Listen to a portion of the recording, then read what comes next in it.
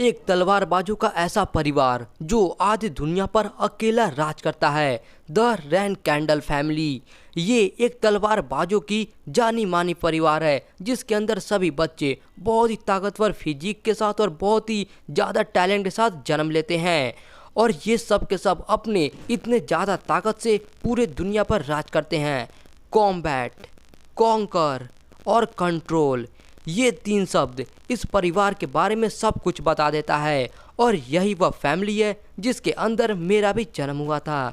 मैं हूँ जिन रन कैंडल और मैं इस फैमिली का सबसे यंगेस्ट सन हूँ। सिलेक्शन सेरेमनी के अंदर जहाँ पर बच्चे के फ्यूचर के बारे में अनुमान लगाया जाता है, वहाँ पर मैंने फैमिली हेड के स्वॉट को चुना था और इससे ऐसा लग रहा था कि मैं आगे चल के फैमिली का हेड बनने वाला हूँ। फिर हम इसके सामने एक आदमी को देखते हैं जो कि कहता है कि वाह, तुमने तो वही चुना है जो कि मैं सोच रहा था कि तुम चुनोगे। ये तो बहुत ही ज़्यादा इंटरेस्टिंग है। फिर ये सोचता है कि मुझे लगा था कि फ्यूचर में मेरा बहुत ज़्यादा इज्जत होगा, मेरा बहुत ज़्यादा सम्मान होगा, मैं एकदम सक्सेसफुल रहूँगा, लेकिन मेरे पास स्वॉर्डमैनशिप के अंदर जीरो टैलेंट है। यहाँ पर पीछे से कुछ लोग कहते हैं कि है ये तो कुछ मतलब बना ही नहीं सकता। आखिरकार एक रन कैंडल फैमिली का मेंबर स्वॉर्ड को घुमाने में इतना ज़्यादा बेकार कैसे हो सकता है। रन कैंडल्स का सबसे बड़ा शर्म, रन कैंडल्स के ऊपर धब्बा, एक ऐसा आदमी जो रन कैंडल्स के हिसाब से बहुत ही ज़्यादा घटिया है, रन कैंडल्स का सबसे बड़ा बेवकूफ़। यहाँ पे दो आदमी जिनके पास आते हैं और एक उजला बाल वाला कहता है कि आखिरकार तुम वो फिर से लकड़ी की तलवार को क्यों भाए जा रहे हो। दूसरा कहता है हटाओ छोड़ो, मेरे ख्याल से ये ऐसे ही किसी तलवार को नहीं भाईने वाला है, अगर वो कोई स्पेशल तलवार ना हो तो। फिर ये कहता है कि अच्छा, तो मैं ये सोच रहा हूँ कि आखिरकार तुम्हारा वो स्पेशल तलवार कहाँ गया। फिर ये हंसते हुए कहता है कि हाँ तुमने सही कहा, आखिरकार तुम्हारा वो जो बारिश साड़ा था आखिर वो कहाँ गया और तुम यहाँ पर ये लकड़ी की तलवार को क्यों भाज रहे हो। और यहाँ पे जिन का मुंह एकदम खराब हो जाता है, मतलब यार कुछ ज़्यादा ही बेइज्जती हो रहा है यहाँ पे इसका। ये फिर से कहता है कि हे आखिरकार तुम मुझे जवाब क्यों नहीं दे रहे हो, यहाँ पर तुम्हारा इतना ताकतवर भाई तुमसे कोई सवाल पूछ रहा है। और उसके बाद ये जिन के पेट पर एक जोर से लात मारता है। इसकी वजह से जिन काफ़ी ज़्यादा पीछे जाकर गिर जाता है और ये कहता है कि है कितना ही बेकार कमीना है। जिसके बाद जिन वापस से पीछे घूमकर देखता है अपने तलवार की तरफ और वह उसको पकड़ने के लिए अपना हाथ बढ़ाता है, लेकिन ये फिर कहता है कि आखिरकार तुम इसको भांजने की ये बेकार की मेहनत क्यों कर रहे हो। जिसके बाद वह उसके हाथ को अपने पैर से जोर से कूंच देता है और कहता है कि ये तुम्हारा सारा मेहनत आखिरकार बेकार है। और जिन को इसकी वजह से बहुत ही ज़्यादा दर्द होने लगता है। इसका एक भाई अपने हाथों में एक किताब ले लेता है और कहता है हा जरा देखो तो ये क्या है, बेसिक स्वॉर्डमैनशिप थ्योरी है। तुम्हें क्या लगता है अगर तुम ये स्वॉर्ड थ्योरी के बारे में थोड़ा पढ़ लोगे तो क्या तुम ये तलवारबाजी में अच्छे हो जाओगे। फिर उजला बाल वाला कहता है इसलिए मुझे बिल्कुल भी अच्छा नहीं लगता ऐसे बेकार लोगों को मौका देने में। फिर इसके बाद इसका ये जो लकड़ी का तलवार रहता है वह इसको तोड़ने लगता है और दूसरा वाला इसका जितना भी ये थ्योरी वाला पेपर रहता है सारा फाड़ देता है। जिसके बाद ये आगे बोलता है क्योंकि अगर इन जैसे लोगों को मौका दिया जाए तो ये भूल जाते हैं कि इनकी औकात क्या है, इसलिए इनको थोड़ा उम्मीद मिल जाता है। और उसके बाद यहाँ पर ये सारी चीज़ों को फाड़ कर नीचे फेंक के उसको अपने लातों से कुचलने लगता है। जिसके बाद जिन कहता है कि तुम लोगों को ये इतना सारा चीज़ करने की ज़रूरत नहीं था। ये बात सुनकर वो सीधा जिन का सर एकदम जोर से पकड़ लेता है और बाल एकदम खींचने लगता है। जिसके बाद वो कहता है क्या कहा तुमने, हम ये सब कर रहे हैं सिर्फ तुम्हारे लिए ही, लेकिन फिर आखिर तुम हमसे जवान क्यों लड़ा रहे हो। फिर दूसरा कहता है कि क्या तुम्हारा यही तरीका है, यही तुम्हारे नैनी ने सिखाया है, ऐसा बात किया जाता है। जिसके बाद जिन कहता है कि गिल्ली का इससे कुछ भी लेना देना नहीं है। और फिर वो कहते हैं कि ऐसा लग रहा है तुम्हें देखकर तुम हमारी बातें नहीं मान रहे हो, इसका मतलब ये है कि हमें तुमको थोड़ा अच्छे से सिखाना पड़ेगा कि दूसरों के साथ कैसे व्यवहार करना चाहिए। इसके बाद जिन फिर से कहता है कि मेरे भाई मुझे कितना ही तंग करे, चाहे मेरा जो टैलेंट है वो कितना ही बेकार हो, मुझे उससे बिल्कुल फ़र्क नहीं पड़ता। मैं बस ये सोचा था कि मुझे बहुत ज़्यादा कड़ी मेहनत करना होगा, क्योंकि अगर मैं ज़्यादा कड़ी मेहनत करूँगा तो कभी ना कभी मैं ज़रूर अपने फैमिली के अंदर कुछ ना कुछ बन जाऊँगा और वो सब लोग भी मुझे जानने लगेंगे। और ऐसे करके मैं रन कैंडल्स का एक भाग बन सकता हूँ। और यही मैं हमेशा से सोचता आया था। जिसके बाद हम देखते हैं कोई कहता है जिन रन कैंडल, आज के बाद से तुम्हें इस परिवार के अंदर से निकाला जाता है। और फिर हम देखते हैं यहाँ पे जिन गेट के बाहर खड़ा हुआ रहता है और इसका फैमिली का गेट इसके लिए अब बंद हो जाता है।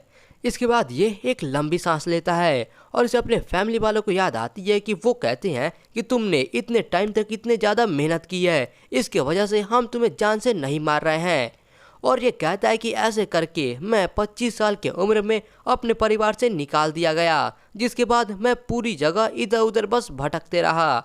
और इसी समय के आसपास मैं अपने मास्टर से मिला और तब मुझे पता चला कि मेरे पास भी टैलेंट है, और वो भी ऐसा वैसा नहीं, बल्कि मेरे लिए मैजिक के लिए टैलेंट है, जो कि हमारे फैमिली के अंदर फॉरबिडन है। इसके बाद हम 3 साल बाद का सीन देखते हैं, जहाँ पे जिन कहीं पे खड़ा होकर बहुत सारी किताबों के बारे में पढ़ रहा होता है मैजिक के ऊपर, और वो पढ़ ही रहा होता है कि तभी इसके पीछे कुछ ब्लैक ब्लैक आना शुरू हो जाता है, और धीरे धीरे करके ये बहुत ही ज़्यादा बढ़ते जाता है, इतना ज़्यादा बढ़ते जाता है कि ये इसको चारों तरफ से घेर लेता है। जिन समझ ही नहीं पाता है कि आखिर ये चीज़ है क्या, और ये आकर इसको इतना ज़्यादा ऐसे क्यों घेर रहा है।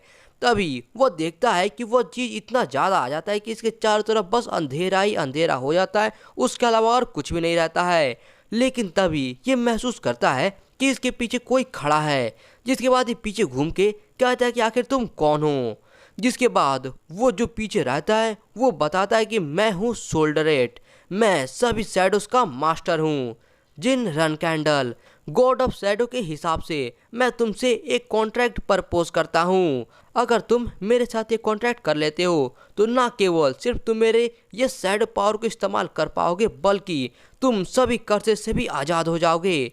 तभी सोल्डरेट नोटिस करता है कि जिन के ऊपर सच में एक कर्स है, और वो भी काफ़ी खतरनाक। ये कहता है कि वाह क्या बात है। जिसके बाद ये इसको बताता है कि कॉन्ट्रैक्टर, ऐसा लग रहा है कि जब तुम छोटे थे उस टाइम पे शायद तुमसे कोई बहुत ही ज़्यादा नफरत करता था, क्योंकि उस टाइम पे ऐसा लग रहा है किसी ने कर्स का इस्तेमाल करके तुम्हारे टैलेंट को काट दिया है। सोल्डरेट कहता है कि हाँ, और ये एक ऐसा कर्स है जो कि सोल्ड ब्लेडेड इल्यूजन के नाम से जाना जाता है, और ये कर्स स्वॉर्डमैनशिप का जो टैलेंट रहता है उसको दबाता है।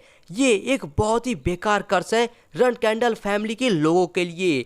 अच्छा, अब मुझे पता चला, शायद इसी वजह से मैं तुम्हारे पास यहाँ पे खींचा चला आया। चलो, अब इस समय से तुम्हारा कोई भी कर्स कुछ भी नहीं बिगाड़ पाएगा। जिसके बाद ये अपना कुछ मैजिक करता है और इसके साथ कॉन्ट्रैक्ट कर लेता है, और साथ ही साथ हम देखते हैं जो जिन के ऊपर अभी कर्स वाला सारा चेन बना हुआ रहता है वो पूरा का पूरा टूट जाता है। और फिर वो कहता है कि अब बस तुम्हें एक बहुत ही अच्छा मैजिक स्वर्ड्समैन बनने की देरी है जिन रन कैंडल। अब मुझे तुम्हें देखने में बहुत ही ज़्यादा मज़ा आने वाला है। जिसके बाद वो यहाँ से चला जाता है और जिन अपनी जगह पे बस चुपचाप खड़ा ही रह जाता है। इसके बाद जिन अपना मुंह खोले कुछ कहने वाला रहता है, फिर वो अपना बात बंद करता है और सीधा एकदम स्पीड में जाकर अपने तलवार को पकड़ता है और लेकर सीधा वो अपने कमरे से बाहर निकल जाता है। जिसके बाद वो अपने तलवार को बाहर निकालता है और निकालने के बाद भागना शुरू कर देता है। वो बहुत ज़्यादा तेज में भागता है, इसके वजह से इसके तलवार के अंदर से कुछ ऑरा टाइप का भी निकलने लगता है, और ये कहता है कि ये तो बिल्कुल वैसा ही है जैसा कि सोल्डरेट ने कहा था। जब भी मैं अपने तलवार को उठा रहा हूँ ऐसा लग रहा है कि मैं एक नए ही ऊंचाई पे पहुँच जा रहा हूँ। ये तो बहुत ही ज़्यादा हल्का है, ये तो ऐसा लग रहा है कि इसके अंदर बिल्कुल वजन ही नहीं है। मुझे ऐसा महसूस हो रहा है कि मैं अपने हाथ को ही भाज रहा हूँ।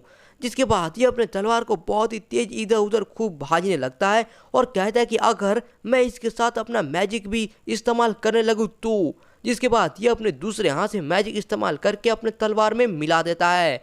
फिर हम देखते हैं इसके तलवार में मैजिक भी मिल जाता है और ये काफ़ी ज़्यादा पावरफुल दिखने लगता है। और फिर ये कहता है कि रन कैंडल फैमिली के इतिहास का सबसे बड़ा बेवकूफ़ अब ख़त्म हो चुका है। आखिरकार मुझे मेरे कड़ी मेहनत का फल मिल गया। जिसके बाद हम देखते हैं कोई इसको तलवार का प्रैक्टिस करते हुए देख रहा होता है, और यार देख के ऐसा लग रहा है कि ये लोग कहीं के नाइट्स हैं। तभी अगले ही सीन में हम देखते हैं जहाँ पे जिन का पूरा हालत ख़राब रहता है, इसके अंदर से बहुत ज़्यादा खून निकल रही होती है। ये समझ में नहीं पाता है कि आखिर ये क्या हो रहा है, इतने सारे चिल्लाने की आवाज़ें कहाँ से आ रही है। ये कहता है कि मेरा शरीर पता नहीं किसी रीजन से बहुत ज़्यादा भारी महसूस हो रहा है। फिर इसके बाद इसका हालत और भी ज़्यादा ख़राब होता है, बहुत ज़्यादा खून निकलते जाती है, और ये कहता है मास्टर सोल्डरेट, क्या यहाँ पर कोई है? मुझे विश्वास ही नहीं हो रहा है कि मैं सोते सोते यहाँ पे मरने वाला हूँ। क्या ये इसलिए है क्योंकि मैं आखिरकार एक बेकार आदमी हूँ?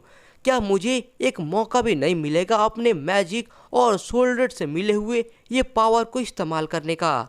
अगर ये सब चीज़ ऐसा ही होना था तो आखिरकार मुझे ये एक दूसरा चांस मिला ही क्यों?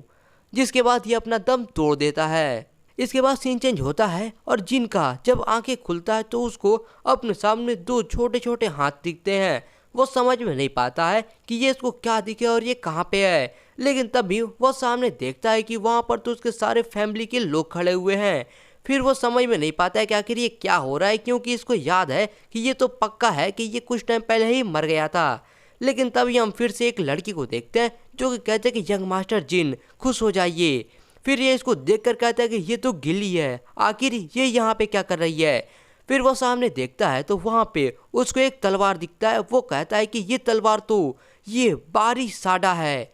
जिसके बाद हम जिन को देखते हैं जो कि अभी के टाइम पे एक छोटा बच्चा के रूप में रहता है। मतलब यार ये अपने पास्ट में वापस आ चुका है। ये सामने देखता है कि ये तो अभी के टाइम पे सिलेक्शन सेरेमनी चल रहा है। जिसके बाद ये धीरे धीरे करके अपने चारों मतलब यार हाथ पे और पैर पे सामने जाने लगता है और कहता है कि ऐसा लग रहा है कि मैं अपने पास्ट में वापस आ चुका हूँ जब मैं 1 साल का बच्चा था। फिर ये अपने हाथ को आगे की तरफ बढ़ाता है और कहता है कि मैंने इस तलवार को अपने पिछले जिंदगी के अंदर गलती से पकड़ लिया था, लेकिन इस बार। और फिर वो जाके उस तलवार को छू देता है। जितने भी लोग यहाँ पे खड़े हुए रहते हैं वो उसकी तारीफ करने लगते हैं। वो कहते हैं कि वाह, यंग मास्टर ने तो फैमिली हेड के तलवार को चुना हुआ है। जिसके बाद ये फिर से कहता है कि इस जिंदगी में मैं अपना फैसला खुद करूंगा। यहाँ पे हम कुछ लोगों को देखते हैं जिनको विश्वास नहीं होता है कि जिन ने फैमिली हेड का स्वॉर्ड चुन लिया है, लेकिन कुछ लोग इसके लिए खुश भी होते हैं। फिर हम यहाँ पे मेन फैमिली हेड को देखते हैं जो कि बोलता है कि यंगेस्ट ने बारी साडा को चुना है। अब यहाँ पे सिलेक्शन सेरेमनी यहीं पे खत्म होता है। जिसके बाद हम जिनको देखते हैं वो अभी भी वही बारी साडा वाला स्वॉर्ड को अभी भी वो पकड़े हुआ रहता है। फिर इसके बाद फैमिली हेड कहता है कि अब इसको स्टॉर्म कैसल के अंदर भेज दो। जिसके बाद सीन चेंज होता है और हम ये स्टॉर्म कैसल को देखते हैं 6 साल बाद का सीन, जहाँ पे सच में बहुत ही ज़्यादा स्टॉर्म रहता है। इसके बाद हम किसी के हाथ को देखते हैं जो कि ऊपर से एक बुक निकालने की कोशिश कर रहा होता है, लेकिन साइज छोटा होने की वजह से नहीं निकाल पाता है। फिर यहाँ पे हम देखते हैं ये और कोई नहीं बल्कि जिन रहता है जो कि कहता है कि मैं वहाँ पे नहीं पहुँच पा रहा हूँ। जिसके बाद उस साइड से जाकर एक चेयर लेकर आता है और मन में सोचता है कि मुझे ये स्टॉर्म कैसल में आए हुए 10 साल हो चुके हैं और फैमिली रूल के हिसाब से मुझे यहाँ पर 10 साल की उम्र तक रहना होगा। इसका मतलब ये है कि मेरे पास अभी 3 साल और बचे हुए हैं। जिसके बाद वो फाइनली ऊपर वाले बुक को निकाल लेता है और निकाल कर फिर वो मन में सोचता है कि मैं यहाँ पर बहुत ही ज़्यादा बोर हो रहा हूँ। तभी उसको बगल से किसी की बहुत ही जोर से चिल्लाने की आवाज़ आती है। वो देखता है, सोचता है कौन चिल्ला रहा होगा, तो वो जाके देखता है यहाँ पर एक मेड रहती है जो कि बहुत ही ज़्यादा डरी हुई रहती है। ये उससे पूछता है कि क्या बात हो गई, तो ये कहती है यंग मास्टर यहाँ पर एक चिड़िया मरी हुई है। उस चिड़िया को देखकर जिन सोचता है कि इस स्टॉर्म कैसल के अंदर बस वही है जो ये काम को कर सकते हैं। और वो इतना ही सोचता है कि पीछे से किन्हीं की आवाज़ आती है। तभी मेड भी पीछे घूम के देखती है कौन है, तो वो लोग देखते हैं यहाँ पे 2 बच्चे रहते हैं, जिसमें से एक कहता है कि वो बेचारी चिड़िया, और ये बहुत ज़्यादा हंस रहे होते हैं। फिर इसमें से एक कहता है कि बहुत ही बुरी बात है कि मेड ने इसको पहले ढूंढ लिया। मतलब यार इनका प्लान था कि जीन आकर अगर उस चिड़िया को देखेगा तो बहुत ज़्यादा डर जाएगा और ये मजा लेंगे। फिर हमें पता चलता है कि ये जो लड़का है इसका नाम है डेटोना रन कैंडल और ये अभी 9 साल का है और ये 13 रन कैंडल्स में से 11th सन है। जिसके बाद हम फिर दूसरे भाई को देखते हैं जो ये कहता है कि हाँ सही कहा, हमने तो यहाँ पर रखा था ताकि ये देखकर बहुत ज़्यादा डर जाता।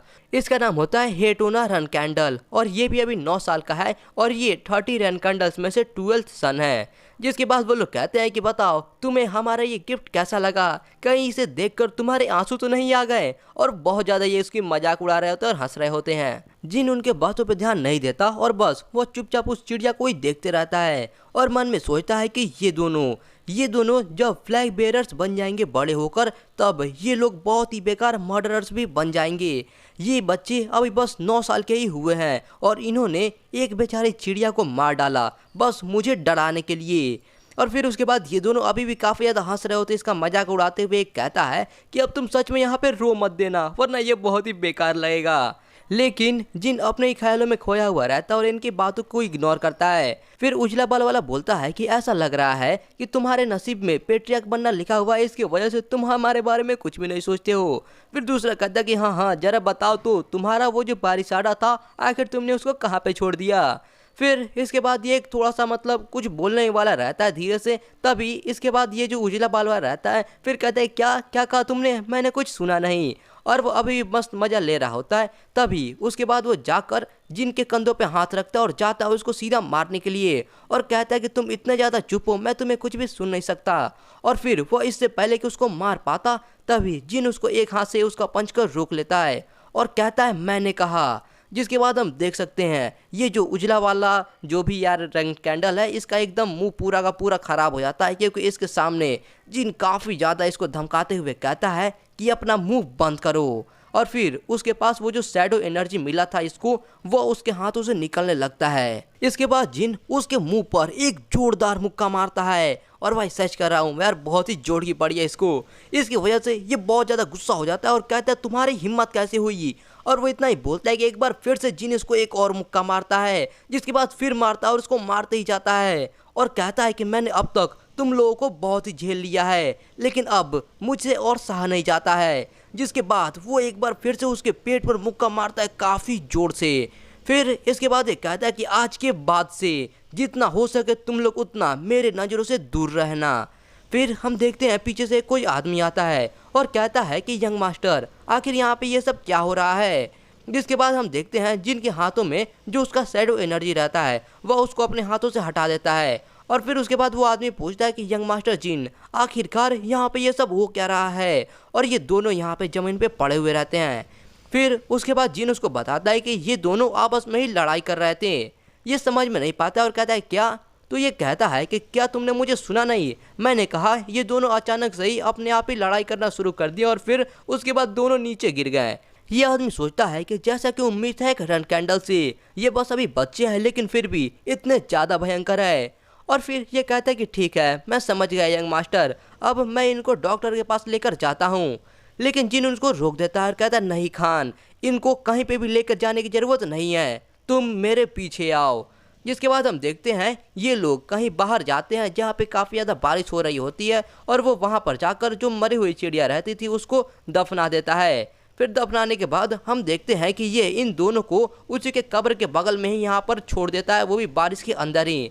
जिसके बाद वो खान पूछता है कि यंग मास्टर जिन क्या आप इनको यहीं पे छोड़ने वाले हो, क्योंकि ये तूफान और भी ज़्यादा अब तेज होने वाला है।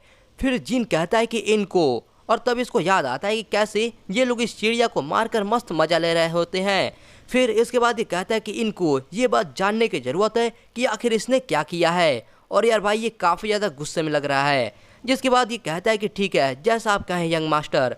और उसके बाद जिन इन लोगों को यहीं पे छोड़ के वहाँ से चला जाता है। पीछे से खान चुपचाप पहले तो इसको थोड़ी देर के लिए देखता ही रह जाता है और मन में सोचता है कि इसका वो फोर्स वो जरूर पक्का है कि कोई और नहीं था, कहीं ये कोई माना तो नहीं है। अगर ऐसी बात है तो ये बस भाइयों के बीच की लड़ाई की बात ही अब नहीं रह गई है। मुझे जल्दी से जल्दी जाकर पेट्रियार्क के पास इन सभी चीज़ों की रिपोर्ट करनी होगी। जिसके बाद ये बगल में एक सर्वेंट को कहता है, तो फिर वो पूछता है सर्वेंट क्या बात है। जिसके बाद ये उसको बोलता है कि जाओ और मेरे लिए एक घोड़ा लेकर आओ। इधर से जिन उसको देख रहा होता है घोड़ा से वो कहीं जाने वाला है। फिर उसके बाद जिन मन में सोचता है कि मुझे पता है ये जरूर फादर के पास जा रहा होगा इन सभी बातों को रिपोर्ट करने के लिए। भले ही जो खान है वो हमारा गार्डियन नाइट है लेकिन फिर भी ये हमारे ऊपर नज़र भी रखे हुए है, क्योंकि इसकी आंखों में ऐसा लग रहा होगा कि इसका ये जो शैडो एनर्जी है ये कोई मैजिक टाइप का ऐसा कुछ है, इसलिए ये बस इसको ऐसे ही नहीं छोड़ सकता। मेरा ये जो शैडो एनर्जी है ये प्रूफ है सोल्डेट के साथ मेरे कॉन्ट्रैक्ट का, और इस पावर की वजह से मुझे पता चलता है कि इस जिंदगी के अंदर भी मेरा जो सोल्डेट के साथ कॉन्ट्रैक्ट है वो अभी तक वैलिड है। रन कैंडल फैमिली का सबसे बड़ा बेवकूफ़ जिन रन कैंडल अब इस दुनिया में नहीं है। आज के बाद से इस ज़िंदगी में सब कुछ अलग होगा मेरे पिछली ज़िंदगी के मुकाबले। अब बस एक ही चीज़ बचा हुआ है जो कि है फादर से मिलना। इसके बाद सीन चेंज होता है और हम खान को देखते हैं जो कि आकर पेट्रियार्क को सारी बातों की रिपोर्ट कर देता है। जिसके बाद ये कहता है कि अच्छा यंगेस्ट ने टोना ट्विंस को हरा दिया। जिसके बाद ये कहता है खान सभी फ्लैग बेरर्स को असेंबल करो, मुझे जाकर यंगेस्ट से मिलना होगा। जिसके बाद हम देखते हैं एक आदमी आता है और कहता है कि सभी के सभी 7 फ्लैग बेयरर्स उसके अलावा 200 नाइट्स असेंबल हो चुके हैं। फिर पेट्रिया कहता है चलो बहुत ही अच्छी बात है। फिर हम देखते हैं फर्स्ट फ्लैग बेरर को, जो कि एक लड़की होती है, और फिर हम दूसरे को देखते हैं, ये एक लड़का होता है, और फिर हम तीसरे और चौथे को देखते हैं। उसके अलावा यहाँ पे 5वें, 6ठे और 7वें भी होते हैं। जिसके बाद हम देखते हैं कि पीछे बहुत ही सारे नाइट्स होते हैं, इनके सामने ये सारे फ्लैग बेरर्स होते हैं, और सबसे आगे ये पेट्रियक रहता है, जो कि कहता है कि चलो अब हम लोग चलते हैं वो स्टॉर्म कैसल के अंदर। इसके बाद कोई कहती है कि अचानक ये इकट्ठा होने का ऑर्डर क्यों आया हुआ है। ब्रदर डीफस, क्या तुम इसके बारे में कुछ जानते हो? मैंने पहले लूना से भी इसके बारे में पूछा था, लेकिन उसको भी इसके बारे में कुछ भी नहीं पता है। हमें पता चलता है कि इसका नाम है मैरी रन कैंडल, और ये रन कैंडल्स की 7th फ्लैग बेरर है। फिर ये कहती है कि मैं कुछ जादूगरों को पीटने में काफ़ी ज़्यादा बिजी थी। फिर डीपस बोलता है कि जो टोना ट्विंस है वो लोग मतलब स्टॉर्म कैसल के अंदर से अगले साल निकलने वाले, तो मुझे शक है कि ये उनके बारे में कुछ है। अच्छा, तुम्हें याद नहीं है हमारे जो सबसे छोटा भाई है उसके बारे में? कहीं ये उसके बारे में तो नहीं है? फिर यहाँ पे हमें पता चलता है कि इसका नाम है डीफस रन कैंडल, और ये रन कैंडल्स का 4th फ्लैग बेरर है। ये कहते हैं क्या हमारा सबसे छोटा वाला भाई, आखिर वो क्यों? तो वो बताता है कि क्या तुम भूल गई कि सिलेक्शन सेरेमनी के अंदर उसने फाउंडर का स्वॉर्ड को चुना था? तब इसको याद आता है, अरे हाँ उसने तो सच में चुना था। लेकिन फिर वो कहते हैं कि नहीं, मुझे डाउट है कि बस इतना ही रीजन काफ़ी है उसके वापस आने के लिए। डीफस कहता है कि वैसे भी हमें पता तो है नहीं कि आखिर फादर क्या सोचते हैं। जिसके बाद हम लूना को देखते हैं, जो कि कहती है मैरी और डीफस, और फिर उसको ये शांत रहने का इशारा करती है। फिर ये दोनों कहते हैं मुझे माफ़ कर देना सिस। फिर हमें पता चलता है कि ये है लूना रन कैंडल, और ये रन कैंडल्स की फर्स्ट फ्लैग बेरर है। जिसके बाद हम फिर से मैरी को देखते हैं, जो कि अपने मन में सोचती है कि फादर खुद से ही आ रहे हैं उसको देखने के लिए, क्या ये सच में इतना ज़्यादा काम का है? इसके बाद सीन चेंज होता है और हम देखते हैं गीली को, जो कि जिनकी नैनी है वो इसको भी तैयार कर रही होती है, और कहते हैं कि पेट्रिया के यहाँ पे हमें देखने के लिए आ रहे हैं, शायद वो अपने बच्चों को यहाँ पे देखने के लिए आ रहे होंगे। जिसके बाद जिन भी कहता है कि हाँ शायद, और वो मन में सोचता है कि खान ने जरूर वहाँ पर जाकर फादर को सब कुछ बता दिया होगा। खान उतना ज़्यादा बुरा भी नहीं है, इसलिए वो वहाँ पर जाकर उसने सीधा सीधा नहीं बोला होगा कि मैं यहाँ पर मैजिक का इस्तेमाल कर रहा हूँ। उसने जो भी यहाँ पे देखा होगा उस चीज़ को सीधा सीधा रिपोर्ट कर दिया होगा, जैसे कि जो यंगेस्ट सन है वो कोई ऐसा पावर का इस्तेमाल कर रहा है जो कि ना ही मैजिक है और ना ही ऑरा है। इसलिए फादर यहाँ पे आ रहे हैं चेक करने के लिए कि आखिर ये क्या पावर है। वो यहाँ पे देखने आ रहे हैं कि मेरा पावर और मैं क्लान के फ्यूचर के लिए अच्छे हो सकते हैं या फिर नहीं। इसके बाद हम देखते हैं यहाँ पर एक काफ़ी बड़ा गेट खुल रहा होता है और उसके पीछे कुछ लोग खड़े हुए रहते हैं। फिर वहाँ से काफ़ी सारे नाइट्स अपना तलवार लेकर गेट के अंदर आते हैं और एकदम लाइन से खड़े हो जाते हैं। जिसके बाद गेट से मेन पेट्रिया के यहाँ पे इस महल के अंदर आते हैं और सभी लोग चिल्लाकर बोलते हैं कि हम पेट्रिया का स्वागत करते हैं। जिसके बाद पेट्रिया अंदर आने के बाद डायरेक्ट ऑर्डर देते हैं कि टोना ट्विंस को यहाँ पर लेकर आओ। इसके बाद हम अगले सीन में देखते हैं जहाँ पर पेट्रिया सामने खड़ा हुआ रहता है और इसके आगे ये दोनों यहाँ पे अपने घुटनों पे बैठे हुए रहते हैं। जिसके बाद पेट्रिया कहते हैं हे टोना डे टोना, ये दोनों कहते हैं यस फादर। जिसके बाद वो बोलता है कि मैंने सुना है कि तुम दोनों का जिन के साथ झगड़ा हो गया है, बताओ उस झगड़े के अंदर तुम्हारी क्या गलती थी?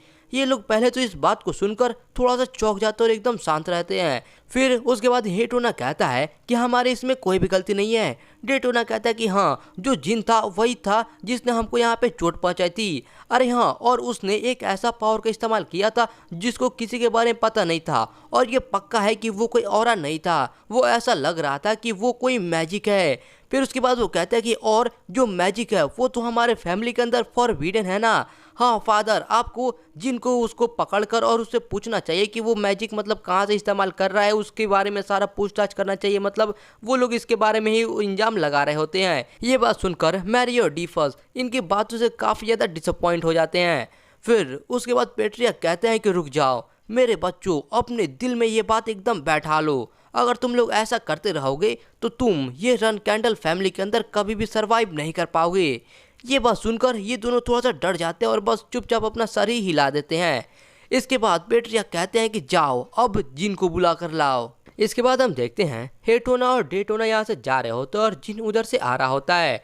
फिर जिन मन में सोचता है कि मेरे फादर, चिरोन रन कैंडल वो सबसे ज्यादा स्ट्रॉन्गेस्ट और एक कोल्डेस्ट आदमी है जिनको मैं जानता हूँ। इनके पास अभी के टाइम का सबसे ग्रेटेस्ट टाइटल है जो कि है जेनेसिस नाइट का, और ये अभी डेमीगॉड के एकदम पीक पे है। मतलब भाई यार अभी के टाइम पे पूरे दुनिया में सबसे ज़्यादा ताकतवर लोगों में से एक है, या फिर कह लो पूरे दुनिया में सबसे ज़्यादा ताकतवर है। भले ही पहले के टाइम पे ये दूसरों इंसानों से बिल्कुल भी अलग नहीं थे, लेकिन जैसे जैसे इन्होंने अपने जेनेसिस नाइट का टाइटल को अचीव किया वैसे वैसे धीरे धीरे करके इनके जो ह्यूमन इमोशंस है इसको वो खोते गए, और ऐसे करते करते ये एक ऐसी चीज बन गए जो कि सिर्फ अपने क्लान और इसको कैसे आगे बढ़ाया जाए इसके पीछे पागल है। मेरे फादर के लिए मेरे जैसा कोई जिसके पास स्वॉर्डमैनशिप के लिए कोई भी टैलेंट नहीं है उसको एक कुछ भी नहीं की तरह सोचा जाता था, लेकिन इस बार सब कुछ अलग होगा क्योंकि इस जिंदगी के अंदर मैं पक्का करूंगा कि कोई भी मुझे हल्के में ना ले पाए। इसके बाद जिन एक बहुत ही बड़ी गेट को खोलता है और उसके अंदर चला जाता है। इसके अंदर जाते ही इसके जितने भी भाई बहन रहते हैं वो सब के सब इसी को देख रहे होते हैं, जिसके बाद ये चलते चलते पेट्रिया के सामने आता है और झुक जाता है और कहता है कि मैं पेट्रिया का स्वागत करता हूँ। जिसके बाद पेट्रिया इससे पूछते हैं कि तुम मुझे पेट्रिया क्यों कह रहे हो और फादर क्यों नहीं कह रहे हो। जिसके बाद ये बताता है कि मेरे भाई बहन और इतने सारे गार्डियंस नाइट यहाँ पर लगभग 100 से भी ज़्यादा लोग आए हुए हैं, इसकी वजह से मुझे लगा कि आप यहाँ पे कोई ऑफिशियल काम के लिए आए हुए हो, इसलिए मैंने आपको ऐसा कहा। जिसके बाद पेट्रिया कहते कि चलो ये एक अच्छा आंसर है। जिसके बाद जिन कहता है शुक्रिया पेट्रियार्क। फिर उसके बाद ये कहता है कि मैं यहाँ पर कुछ दूसरे ही काम के लिए आया हुआ हूँ, इसलिए तुम अभी के टाइम पे मुझे बस फादर ही कहो। तो अब चलो मैं तुमसे वही सवाल पूछूंगा जो कि मैंने तुम्हारे भाइयों से पूछा था, बताओ तुम्हारे झगड़े के अंदर तुम्हारे भाइयों ने कौन सी गलती की। जिन कहता है कि वो चीज़ है बदला। अगर तुम रन कैंडल फैमिली के एक मेंबर हो तो तुम्हें जो भी मिलता है तुम्हें उसको वापस करना चाहिए, चाहे वो कोई अच्छी चीज़ हो या फिर बुरी चीज़ हो। और यार यहाँ पे लग रहा है इसकी बहन को इसकी ये जो जवाब है सुन के काफ़ी ज़्यादा मज़ा आ रहा है, लेकिन यार यहाँ पे ये पेट्रियार्क है ये थोड़ी देर के लिए तो बस चुपचाप ही रहता है और कहता है कि यंगेस्ट को छोड़ के यहाँ पे सभी लोग रूम से बाहर चले जाओ। जिसके बाद यहाँ पे सभी लोग सोचने लगता है कि जो यंगेस्ट सन है क्या वो पेट्रियार्क का ये जो टेस्ट है उसको पास कर गया। फिर एक लड़की कहती है कि बस अब यहाँ पर तुम लोग चुपचाप खड़े ही मत रहो, पेट्रियार्क ने ऑर्डर दिया है। जिसके बाद ये कहते हैं कि हाँ हम लोग पेट्रियार्क के ऑर्डर को फॉलो करेंगे। और जिसके बाद यहाँ पे ये जितने भी लोग रहते हैं सभी एक एक करके रूम से बाहर निकलते रहते हैं। और फिर इसकी बहन जाते जाते मन में सोचती है कि वाह फादर के साथ अकेले में बात करना, लिटिल गाय कहना पड़ेगा, ये बुरा नहीं है। जिसके बाद सभी लोग बाहर चले जाते हैं और यहाँ पे पेट्रियार्क कहता है कि मैंने यहाँ पर इन सभी लोगों को बाहर भेजा है क्योंकि मैं तुमसे कुछ अकेले में सवाल पूछना चाहता हूँ। टोना ट्विंस ने बताया था कि तुम कुछ स्पेशल पावर का इस्तेमाल कर रहे हो। हम रन कैंडल्स है, इसके वजह से हम लोग मैजिक को बहुत ही ज़्यादा मतलब स्ट्रिक्टली मना करते हैं क्योंकि अगर तुम मैजिक का इस्तेमाल करते हो तो तुम स्वॉर्डमैनशिप के सबसे ज़्यादा ऊंचाई पे नहीं पहुंच पाओगे। बताओ आखिरकार वो कौन सी पावर है जो कि तुम यूज़ कर रहे थे। अगर वो मैजिक होगा तो मैं इसको इतने हल्के में नहीं जाने दूंगा। और ये बातों को सुनकर जिन थोड़ी देर के लिए शांत रहता है और सोच रहा होता है। फिर ये थोड़ा सा हंसते हुए कहता है कि वो है। इसके बाद ये सोचता है कि अगर फादर को इसके बारे में पता चल जाएगा तो वो बस इसको ऐसे ही इग्नोर नहीं करेंगे क्योंकि जो सोल्ड्रेट का पावर है। और फिर ये आगे नहीं सोचता और कहता है कि मैं भी इसके बारे में पक्का नहीं हूँ, मुझे भी पता नहीं चल रहा है कि आखिर ये मैजिक है या फिर क्या है। मैं भी इसको सोच रहा था कि आखिर क्या कहूँ। तो क्या अगर आपको कोई दिक्कत ना हो तो आप मेरी मदद कर सकते हो इसको नाम देने में। जिसके बाद वो अपने हाथ में अपना शैडो पावर निकालने लगता है और इसका जो फादर रहता है इसको देखकर बहुत ही ज़्यादा चौंक जाता है। और फिर उसके बाद यहाँ पर जिन अपना बात को पूरा करता है कि ये है रन कैंडल्स के फाउंडर का पावर। इसके बाद हम पेट्रिया को देखते हैं जो कि इस पावर को देखकर काफ़ी ज़्यादा सीरियस होता है और मन में सोचता है कि ये तो शैडो एनर्जी है और इससे पहले वो बारिश साढ़ा का शैडो एनर्जी। ऐसा लग रहा है कि इस लड़की के किस्मत में ही लिखा हुआ है इस फैमिली के हेड बनने का। फिर इसके बाद जिन इससे पूछता है कि क्या बात हो गई तो वो अपना हाथ थोड़ा सा आगे बढ़ाता है और कहता है कि ठीक है ये जो पावर है ये है सोल्ड्रेट का जो कि है द गॉड ऑफ शैडोज। ये पूछता है कि क्या द गॉड ऑफ शैडोज। फिर इसका फादर बताता है कि हाँ बिल्कुल सही, जो सोल्ड्रेट है उसने जो रन कैंडल फैमिली है उसके फाउंडर के साथ एक कॉन्ट्रैक्ट बनाया था, जो कि लॉर्ड टेमर, और उसके बाद से ही वो हमारे साथ में है। लेकिन जब से लॉर्ड टेमर चल बसे हैं उसके बाद से सोल्ड्रेट हमारे रन कैंडल फैमिली के अंदर दोबारा नहीं आया है। मुझे नहीं पता कि आखिर इसका क्या रीजन है, लेकिन शायद किसी कारण से वो फिर से यहाँ पर हमारे पास आ रहे हैं, वो भी तुम्हारे जरिए। इसके बाद जिन कहता है कि फादर मैं एक चीज के बारे में सोच रहा हूँ। इसका फादर समझ नहीं पाता कि ये क्या कहना चाहता है, तो ये कहता है कि वो आदमी द गॉड ऑफ शैडो यानी कि वो जो सोल्ड्रेट है, क्या वो ज्यादा ताकतवर है या फिर आप ज्यादा ताकतवर हो। ये बात सुनकर पहले तो ये जो पेट्रिया का थोड़ा सोच में पड़ जाता है और कहता है कि मुझे पता नहीं है, क्योंकि मैंने इससे पहले कभी भी एक गॉड के साथ फाइट नहीं किया है। मतलब भाई कॉन्फिडेंस देख रहे हो यार, गॉड के सामने भी ये कुछ नहीं, मतलब भाई क्या पूरा लग रहा है फाइट करके ही मानेगा। इधर से जिन भी सोचता है कि वाह तुमने इससे पहले कभी भी गॉड से फाइट नहीं किया है, हाँ क्या ही तो जवाब है, ये सच में सबसे अच्छा जवाब है जो कि आप दे सकते थे। और यार यहाँ पर इसका फुल कॉन्फिडेंस देखो, मतलब यार ऐसा लग रहा है कि ये गॉड के साथ फाइट करने के लिए भी एकदम मस्त रेडी है। इसके बाद ये कहता है मेरे बेटे, जिसके बाद यहाँ पर जिन कुछ समझ नहीं पाता है कि आखिर ये क्या करना चाहता है, तभी ये जाकर इसके सर के ऊपर अपना हाथ रख देता है और कहता है कि वो एक काफ़ी अच्छा क्वेश्चन था, तुम्हारे ये इतने अच्छे क्वेश्चन की वजह से अब मेरे पास एक सोचने के लिए नया टॉपिक मिल चुका है। मेरे ख्याल से आज यहाँ पर आकर तुमसे मिलना सच में एक बहुत ही अच्छा डिसीजन था। चलो ठीक है, तो फिर मैं तुमसे एक और सवाल पूछता हूँ, बताओ तुम्हारा वो जो पावर है यानी कि ये जो शैडो एनर्जी है, आखिर तुम इसको कैसे इस्तेमाल करना चाहते हो। तो यार यहाँ पे जिन मस्त अपना भाई एकदम खड़ा हो जाता है और अपने छाती पे हाथ रखते हुए कहता है कि मैं इसको इस्तेमाल करूँगा हमारे फैमिली के भलाई के लिए। इसके बाद सबसे पहले तो ये कहता है कि अच्छा हमारी फैमिली के लिए, फिर ये थोड़ा सा मुस्कुराता है और उसके बाद ये जोर जोर से हंसना शुरू कर देता है, कहता है हा हा हा हा हा, क्या ही तो मस्त झूठ बोला तुमने। यहाँ पर जिन समझ में नहीं पाता है कि ये ऐसा क्यों कह रहा है, तब ये फिर बोलता है कि तुमने सबसे पहले तो अपने बड़े भाइयों को पीट डाला, उसके बाद उनको बाहर तूफान के अंदर भी फेंक दिया, और तुम ये कहना चाहते हो कि तुम अपना ये पावर को फैमिली के लिए इस्तेमाल करोगे। ये बात को सुनकर जिन पहले तो चुपचाप यहाँ पे खड़ा हुआ रह जाता है, जिसके बाद वो फिर से कहता है कि मुझे सच सच बताओ। और फिर उसके बाद जिन अपने मन में सोचता है कि मुझे जैसा कि लगा था ये इतनी आसानी से इसको नहीं जाने देगा। और फिर जिन कहता है कि मैं चाहता हूँ इस पावर को इस्तेमाल करना खुद के लिए। और यार ये यहाँ पे काफ़ी ज़्यादा सीरियसली होकर बोलता है।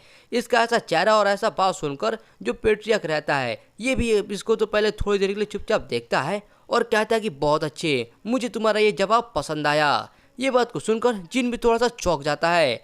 फिर इसके बाद ये जाने लगता है और कहता है कि आज के बाद से मैं तुम्हारे ऊपर काफ़ी ज़्यादा करीब से नज़र रखने वाला हूँ।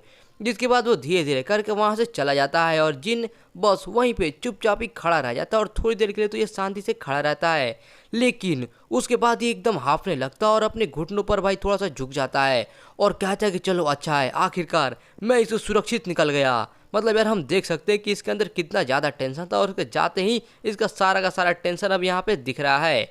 फिर इसके बाद जिन कहता है कि मुझे ये तो परमिशन मिल गई शैडो एनर्जी को इस्तेमाल करने के लिए, जो कि काफ़ी अच्छी बात है, लेकिन किसने सोचा था कि अब फादर को मेरे से उम्मीदें भी रहेगी। ये चीज़ मैंने बिल्कुल भी नहीं सोची थी कि ऐसा भी कुछ हो सकता है। जिसके बाद इसको अपनी पिछली ज़िंदगी का याद आता है, जहाँ पर ये मतलब कुछ भी नहीं था, ना इसके पास कुछ टैलेंट था ना ही कुछ था। और फिर ये कहता है कि ये ज़िंदगी मेरे पिछले वाले ज़िंदगी से एकदम पूरी तरह ही अलग है। इसके बाद सीन चेंज होता है और हम फिर से ये स्टॉर्म कैसल का सीन देखते हैं, जहाँ पे कहीं पे हम ये मैरी को देखते हैं जिसके हाथ में कोई बॉक्स रहता है और ये अपने बॉक्स को सामने करके कहती है कि ओए यंगर ब्रदर, ये लो, ये मैं तुम्हारे लिए लाई हूँ। जिसको देखकर यहाँ पे जिन सोचता है कि क्या सिस्टर मैरी, और आखिर ये चीज़ क्या है। जिसके बाद वो उस बॉक्स को यहाँ पे जिन के नैनी को पकड़ा देती है और कहती है कि ये एक स्पेशल गिफ्ट है तुम्हारी बड़ी बहन की तरफ से। लेकिन भाई जिन इसको सोचता ही रह जाता है आखिर क्या करना चाहती है। फिर उसके बाद ये कहती है कि इसको बढ़िया से बॉईल करके अच्छे से एकदम चबा चबा के खाना और जल्दी से ताकतवर बन जाओ, समझ गए ना। जिसके बाद वहाँ से जाने लगती है अपने ये दूसरे वाले भाई के साथ, और तभी इधर से जिन उसको देखकर सोचता है कि सिस्टर मैरी आखिर ये करना क्या चाहती है, और ये बगल में इसी बॉक्स को देख रहा होता है। जिसके बाद ये इस बॉक्स को धीरे से पहले खोलता है और भाई खोलते ही यहाँ पर जिन और इसके नैनी दोनों के दोनों बहुत ही ज़्यादा चौंक जाते हैं। भाई लग रहा है इसके अंदर कुछ तो मतलब यार गड़बड़ या फिर बढ़िया ही चीज़ है। फिर इसके बाद हम देखते हैं इसके अंदर भाई एक हार्ट रहता है। मतलब सच में यार हार्ट कौन देता है प्रेजेंट में। लेकिन यहाँ पे जिन कहता है कि ये तो फीनिक्स का हार्ट है। चलो भाई कम से कम ये कोई इंसान का हार्ट नहीं है। फिर उसके बाद जिन मन में सोचता है कि एक 7 ईयर ओल्ड को ऐसा कोई गिफ्ट देना, ये जो सिस्टर मैरी सच में एक पागल है। जिन बताता है कि मैरी रन कैंडल एक 6 स्टार की नाइट है और वो रन कैंडल के अंदर 7th राइडर है जिसको विंड फ्यूरी के नाम से भी जाना जाता है। और इसके अलावा इसका एक और निकनेम है जो कि बहुत ही ज़्यादा लोग नहीं जानते हैं और वो है साउदर्न रीजन की एक पागल औरत।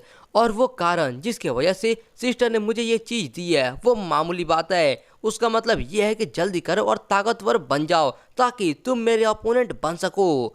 और अगर ये जो फिनिक्स हार्ट है इसको अगर मतलब छोटी उम्र में ही खा लिया जाए तो उसकी वजह से तुमको फायर से काफ़ी ज़्यादा रेजिस्टेंट मिल जाता है। उसके अलावा ये बढ़ने में भी काफ़ी ज़्यादा मदद करता है। अरे हाँ, अब मैं जब थोड़ा अच्छे सोच रहा हूँ तो ये जो फिनिक्स हार्ट है ये एक 6 स्टार मेज को ज़रूरत होती है एक फिनिक्स को समन करने के लिए अच्छे से।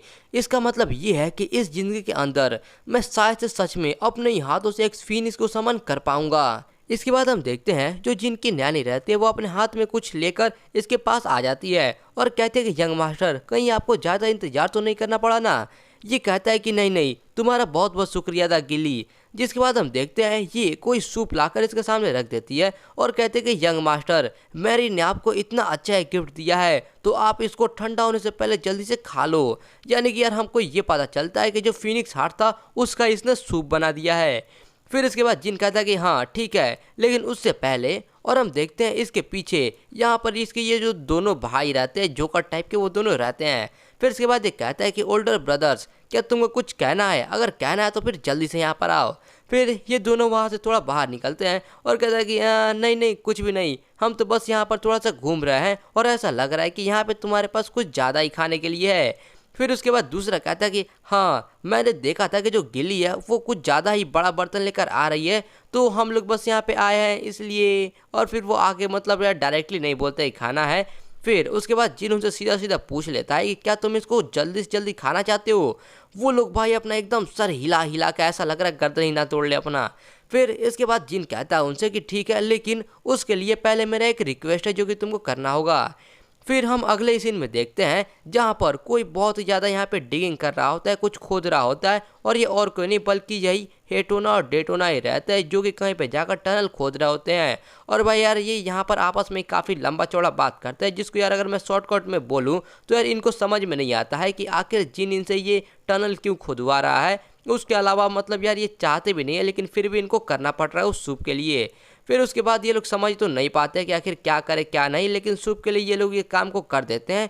और फिर हम देखते हैं ये लोग जहाँ पे खोज रहे होते हैं उसी पे मतलब यार कहीं अगल बगल में एक रूम होता है जिसके अंदर कुछ तो मतलब यार मतलब वाइब्रेशन टाइप का होता है जिसके वजह से वहाँ से एक छोटा सा पत्थर टूट के नीचे की तरफ गिरता है। और ये पत्थर कहीं पे गिरता है तो हम देखते हैं ये असल में कोई ग्लास का चेम्बर पॉट रहता है जिसके अंदर भाई ऐसा लग रहा है कोई आदमी है।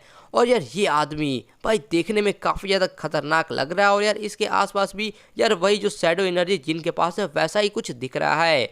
और यार हम इस आदमी को थोड़ा करीब से देखते हैं तो यार ऐसा लग रहा है कि ये आदमी अभी के टाइम पे सो रहा है या फिर मतलब कुछ बेहोश का मतलब यार कुछ तो इसके साथ अलग ही सीन हुआ है। लेकिन यार ये अभी अपने पूरे अच्छे कंडीशन में नहीं लग रहा है और यार काफ़ी ज़्यादा खतरनाक लग रहा है। इसके बाद हम देखते हैं कि कोई शवल लेके यहाँ पे आ रहा होता है और यहाँ पर गिल्ली भाई इनको देखकर काफ़ी ज़्यादा चौंक जाते हैं और ये और कोई नहीं बल्कि हेटोना और डेटोना रहते हैं जिनको जिन देखकर कहता है कि वाह वेलकम ब्रदर्स, तुम लोग तो यहाँ पर काफ़ी जल्दी आ गए। और ये यहाँ से थोड़ा गुस्से में कहता है कि चुप हो जाओ, तुमने जैसा बोला था हमने वैसा कर दिया, चलो अब वो सूप को हमें दे दो। जिसके बाद जिन उनके पास जाता है और कहता है कि मैंने पहले उसको वहाँ पे टेबल पे रख दिया है। ये कहता है क्या सच में, कहाँ पे? और वो जाकर देखता है तो भाई यहाँ पे देखो यार प्लेट के अंदर मतलब यार इसने चम्मच में बस 2 चम्मच रखा हो। यार एक बार चम्मच का साइज तो देखो यार, ये चम्मच का साइज भी काफ़ी मस्त है। इसको देखकर ये लोग तो बस थोड़ी देर के लिए चुप ही रह जाते हैं। इसको देखकर ये दोनों कुछ ज़्यादा ही गुस्सा हो जाते हैं लेकिन अपने गुस्से को कंट्रोल में करते हैं और एक कहता है कि हे लिटिल ब्रो, ये तो 1 टीस्पून है ना। फिर दूसरा कहता है कि हाँ ये कुछ ज़्यादा ही कम नहीं हो रहा है। जिसके बाद उधर से जिन कहता है कि मैंने तुमको पहले ही कहा था कि मैं तुमको थोड़ा सा दूंगा, लेकिन कितना दूंगा वो मैंने नहीं बोला था, मैंने अपने वादे को यहाँ पे निभाया हुआ है, तो बस अब तुम इसके मजे लो। फिर ये लोग एकदम गुस्से में कहते हैं कि हाँ ठीक है। मतलब यार वो लोग इसको मार भी नहीं सकते क्योंकि अगर मारे जाएंगे तो खुद ही पिट जाएंगे। इसके बाद सीन चेंज होता है और हम देखते हैं यहाँ पे बारिश हो रहा होता है और बारिश के अंदर यहाँ पे जिन भी कहीं पे आया हुआ रहता है। वो अपने सामने देखकर कहता है कि वाह, मैंने तो सोचा था कि यहाँ पर वो लोग मतलब आधा अधूरा काम करेंगे, लेकिन उन्होंने तो यहाँ पर काफ़ी अच्छा काम कर दिया है।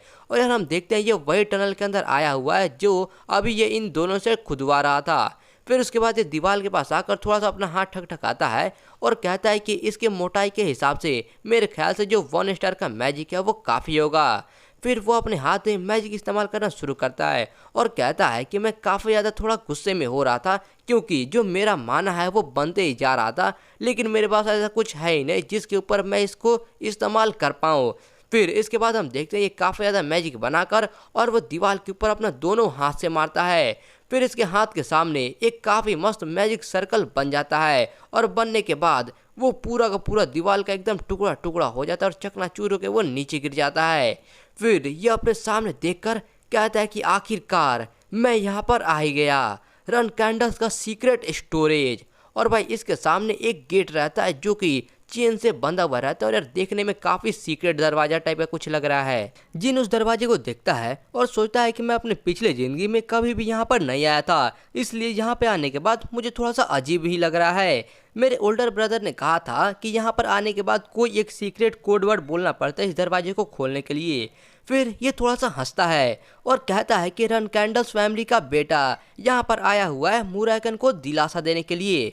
और उसका इतना कहते हैं जो दरवाजा रहता है बहुत ज़्यादा वाइब्रेशन होने लगता है और वो हिलना शुरू कर देता है, जिसके बाद इसके आंखों के सामने वो दरवाजा खुलने लगता है। और यार सच कह रहा हूँ काफ़ी मस्त लग रहा है ये वाला सीन। इसके बाद ये बताता है कि जो रन कैंडल फैमिली का सीक्रेट स्टोरेज है, इसके अंदर रन कैंडल फैमिली के लोग जो पिछले 1000 सालों के अंदर इन्होंने जितने भी दूसरे फैमिली को तबाह किया है उसके अंदर के जितने भी सीक्रेट टेक्निक्स, बुक्स, टॉम्स जो भी होते हैं उन सभी को लाकर यहीं पे रखते हैं। ये सोचता है कि ये तो बहुत ही ज़्यादा बड़ा है। और फिर ये बताता है कि इसके अंदर जो फ्लैग बेरर्स होते हैं रन कैंडल्स का सिर्फ उन्हीं को परमिशन होता है अंदर आने के लिए। इसको अपने भाई की याद आती है जिसने कहा था कि तुमको इसके बारे में जानने की ज़रूरत नहीं है क्योंकि तुम्हारे पास क्वालिफिकेशन नहीं है एक फ्लैग बेरर बनने के लिए। उसके बाद ये कहता है लेकिन तुमने मेरी बहुत ही ज़्यादा मदद की है ब्रदर, मैं इसको एकदम अच्छे से इस्तेमाल करूंगा। अंदर आते ही ये सामने कुछ चमकता हुआ दिखता है जिसको कि वो देखकर समझ में पहले तो नहीं पाता है कि आखिर ये क्या हो रहा है सामने।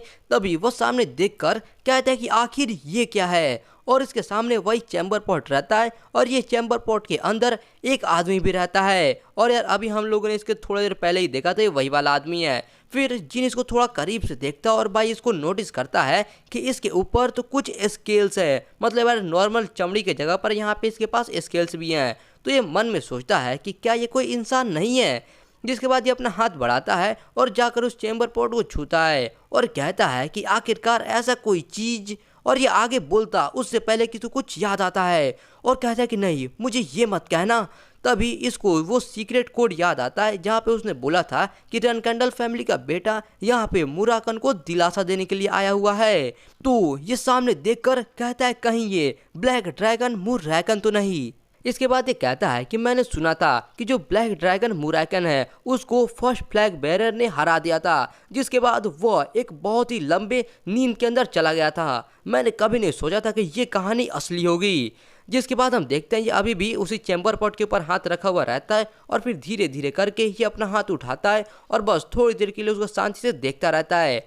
जिसके बाद वो अपना हाथ हटाता है और कहता है हटाओ छोड़ो, मेरे पास इसके लिए ज़्यादा टाइम नहीं है। वो सारे के सारे सीक्रेट टॉम्स कहाँ पे हैं, शायद वो लोग यहीं कहीं होंगे। जिसके बाद वो चला जाता है उन टॉम्स को ढूंढने के लिए। और यहाँ पे हम देखते हैं पीछे से ये जो मुराकन रहता है ये अपना थोड़ा मतलब यार उंगली हिलाना शुरू कर देता है। भाई ऐसा लग रहा है कि ये भी जगने वाला है।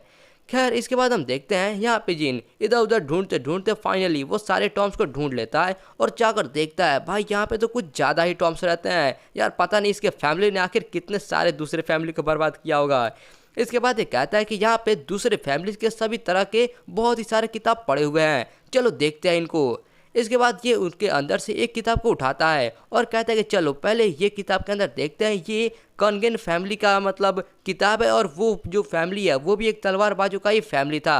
इसके लिए वो इस वाले किताब को उठा लेता है और देखकर कहता है कि ये 3 स्टार मैजिक के हिसाब से थोड़ा मुश्किल लग रहा है, मैं इसे यहाँ से लेकर जाना चाहता हूँ, लेकिन अगर मैं वो करूँगा तो हो सकता है कि मैं पकड़ा जाऊँ।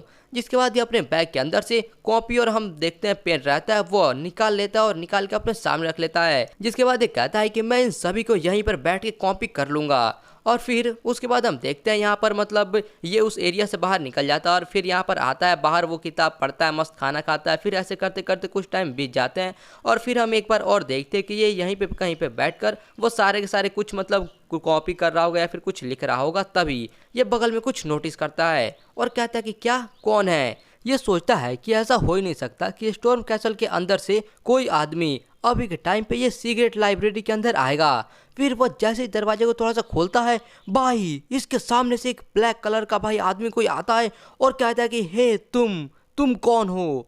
यार मैं सच कर रहा हूँ, अगर कोई ऐसा आदमी इतने रात के अंधेरे मतलब यार ऐसे आया तो यार सामने वाला आदमी तो हार्ट अटैक से ही मर जाएगा। लेकिन यार अपना जिन का भाई जो दिल है काफ़ी ज़्यादा मजबूत है और वो उसको देखकर कहता है, मतलब कहता नहीं, सोचता है मुराकन, आखिरकार मुराकन यहाँ पे क्यों?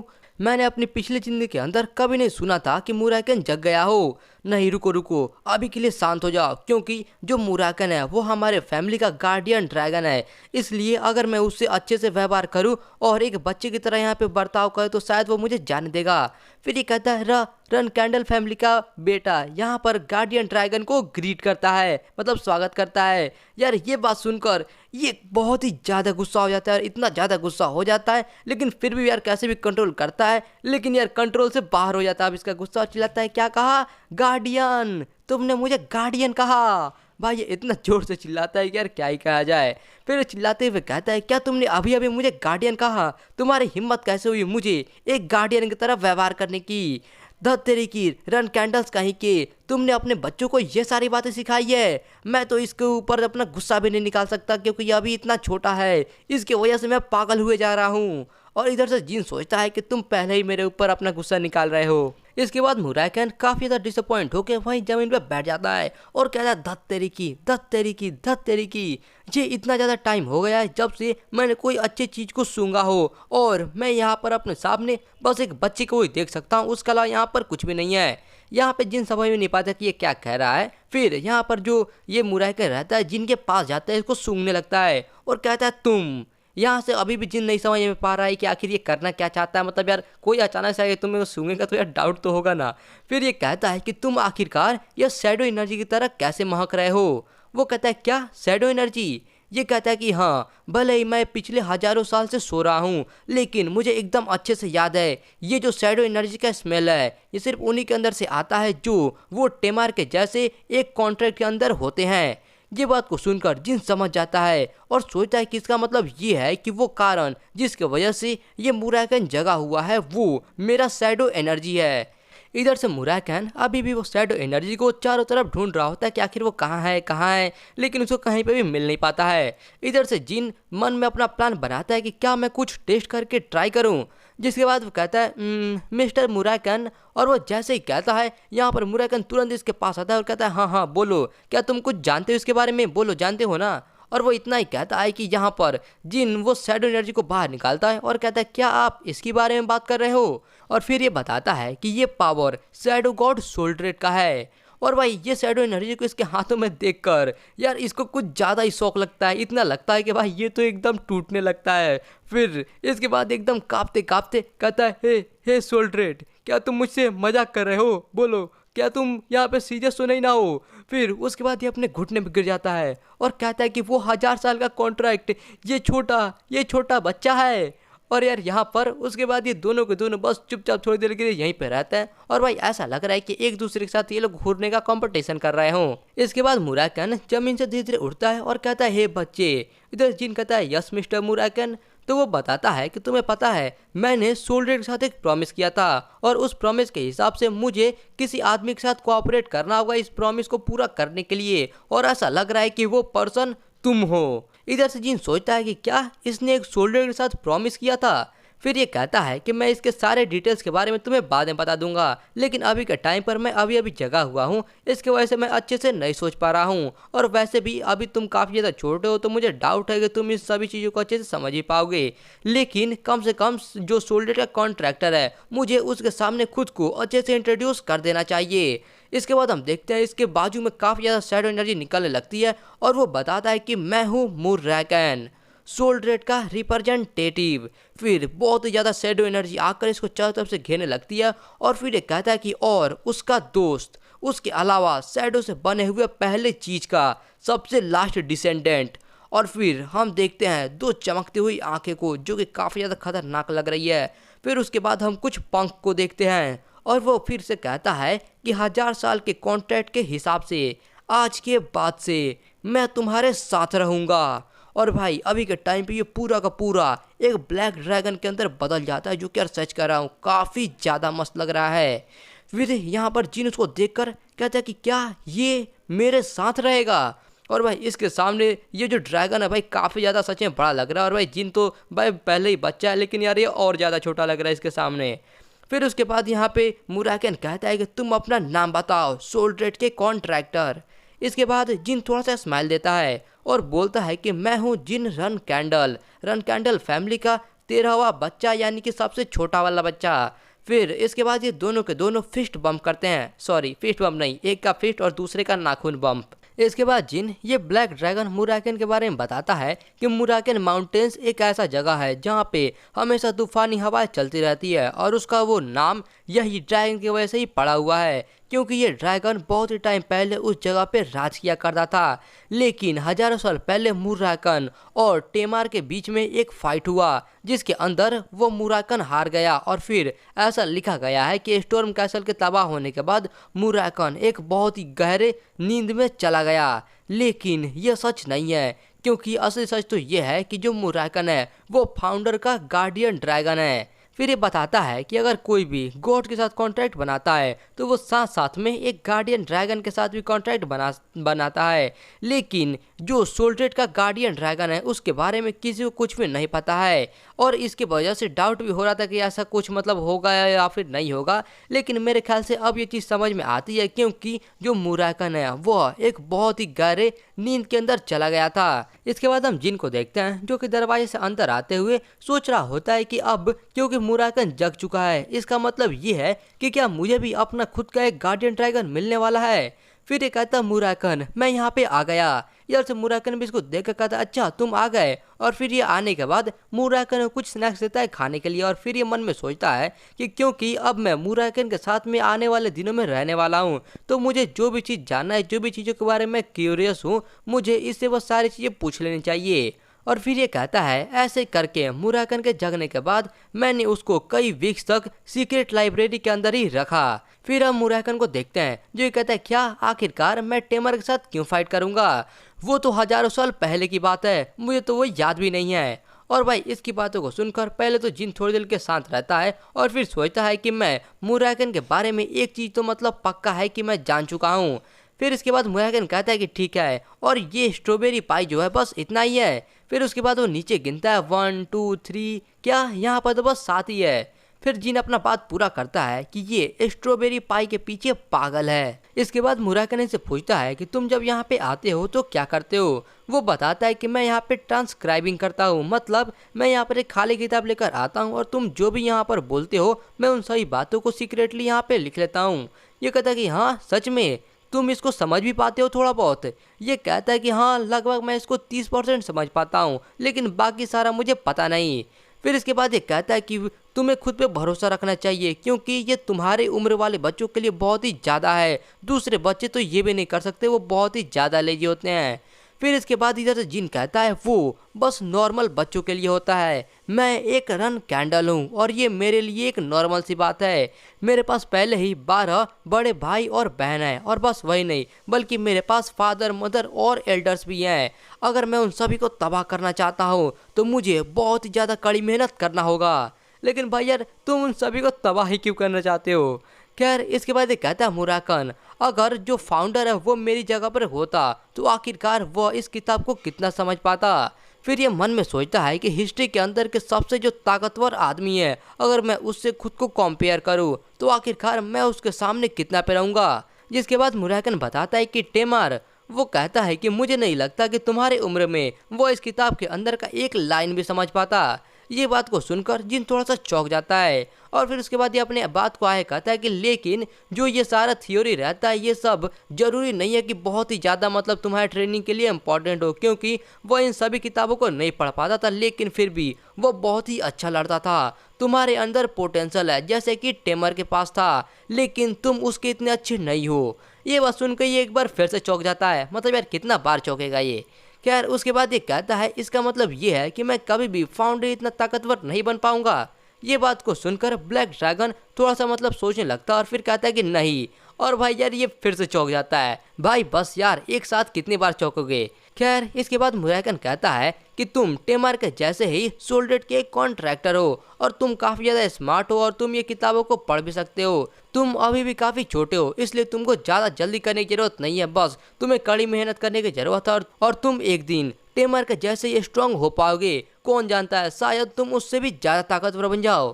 फिर ये पीछे की तरफ घूम के कहता है सच में। ये कहता है कि हाँ बिल्कुल बच्चे, तुम्हें पता है सोल्डेट का निकनेम क्या है। फिर उसके बाद जिन कहता है कि नहीं मुझे नहीं पता।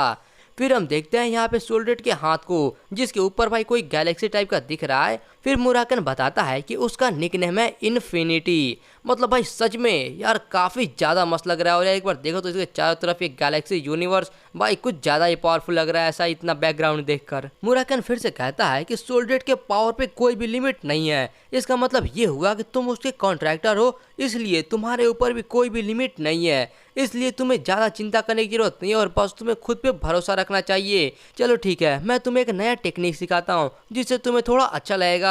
और फिर उसके बाद ये जिन के पीठ पर मतलब थोड़ा सा अच्छा सा ही मारता है, लेकिन यार जिन को यहाँ पे काफी जोर से लगती है। और फिर जिन उससे पूछता है कि वो कौन सा टेक्निक है तो ये बताता है कि वो टेक्निक है शैडो एनर्जी लिबरेशन। जिसके बाद ये कहता है क्या शैडो एनर्जी लिबरेशन, तो वो बताता है कि बिल्कुल सही, ये एक ऐसा टेक्निक है जो कि जो भी इंसान या फिर जो भी चीज़ अगर शैडो एनर्जी को इस्तेमाल करता है तो उसको इसके बारे में सीखना ही होता है। इसलिए ऐसा भी कह सकते हो कि ये शैडो एनर्जी के इस्तेमाल करने का शुरुआत भी है और अंत भी है। लेकिन अगर तुम इसको अच्छे से ध्यान देकर नहीं सीखते हो और अच्छे से इस्तेमाल नहीं करते हो तो ये तुम्हारे लिए बहुत ही ज़्यादा खतरनाक भी हो सकता है। इसलिए इसको धीरे धीरे और एकदम अच्छे से सीखना। फिर इसके बाद जिन कहता है कि ठीक है मैं वही करूँगा। तो मुराकन आखिर इसके लिए मुझे पहले क्या करना होगा। फिर कहता है तुम इसके लिए पहले तो तुम्हें अपना जो माना है उसको ओपन करना होगा और उसके बारे में सीखना होगा। ये कहता है क्या मुझे अपना माना ओपन करना होगा, वो क्यों। और ये मन में सोचता है कि इतना तो मैं अपने पहले जिंदगी में भी कर चुका था। इसके बाद मुराकन समझाता है कि जो शैडो एनर्जी लिबरेशन है उसके अंदर तुम्हें अपने माना को ओपन करना होगा और उसको मूव करना होगा और तुमको ये एकदम अच्छे से करना होगा अगर तुम इसको सीखना चाहते हो। इसका मतलब ये है कि अगले 2 से 3 साल तक तुम्हें बस यही सारी चीज़ों को प्रैक्टिस करना होगा।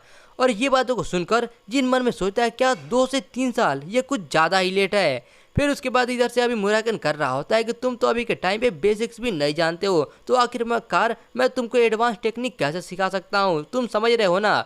फिर यहाँ पे जिन अपने हाथों में कुछ बनाने लगता है और हम देखते हैं इसके हाथ में कोई माना बॉल टाइप का कुछ बन जाता है और ये कहता है कि ये लो, क्या तुम अब मुझे सिखा सकते हो। और भाई उसके हाथ में ये माना बॉल देखकर इधर से मुराकन कुछ ज़्यादा ही चौंक जाता है और कहता है कि नहीं मतलब आखिर तुमने ये कैसे किया। जिसके बाद वो कहता है कि मैं बस कुछ टाइम पहले से ये कर पा रहा हूँ। मुराकन फिर पूछता है कि नहीं हो सकता, अच्छा ये बताओ क्या तुम इसको अपने जगह से हिला भी सकते हो। फिर इसके बाद ये दोनों हाथ उठाता है और अपने माना बॉल को इधर उधर करने लगता है।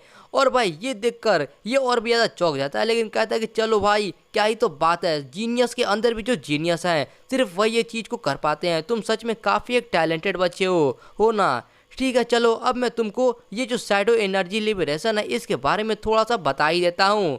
जिसके बाद ये कहता है कि ये काम कर गया और फिर कहता है कि ठीक है। इसके बाद मुराकन समझाता है कि शैडो एनर्जी सभी शैडोज के अंदर से आता है। इस दुनिया के अंदर जितने भी शैडोज है सारे के सारे सोल्डेट के अंदर से ही जन्म लिए हुए हैं। और भाई हम देखते हैं कि यहाँ पे बहुत सारे शैडोज अलग अलग जगहों से एक मतलब यार वहाँ से निकलने लगते हैं और एक दूसरे तरफ ही आने लगती हैं।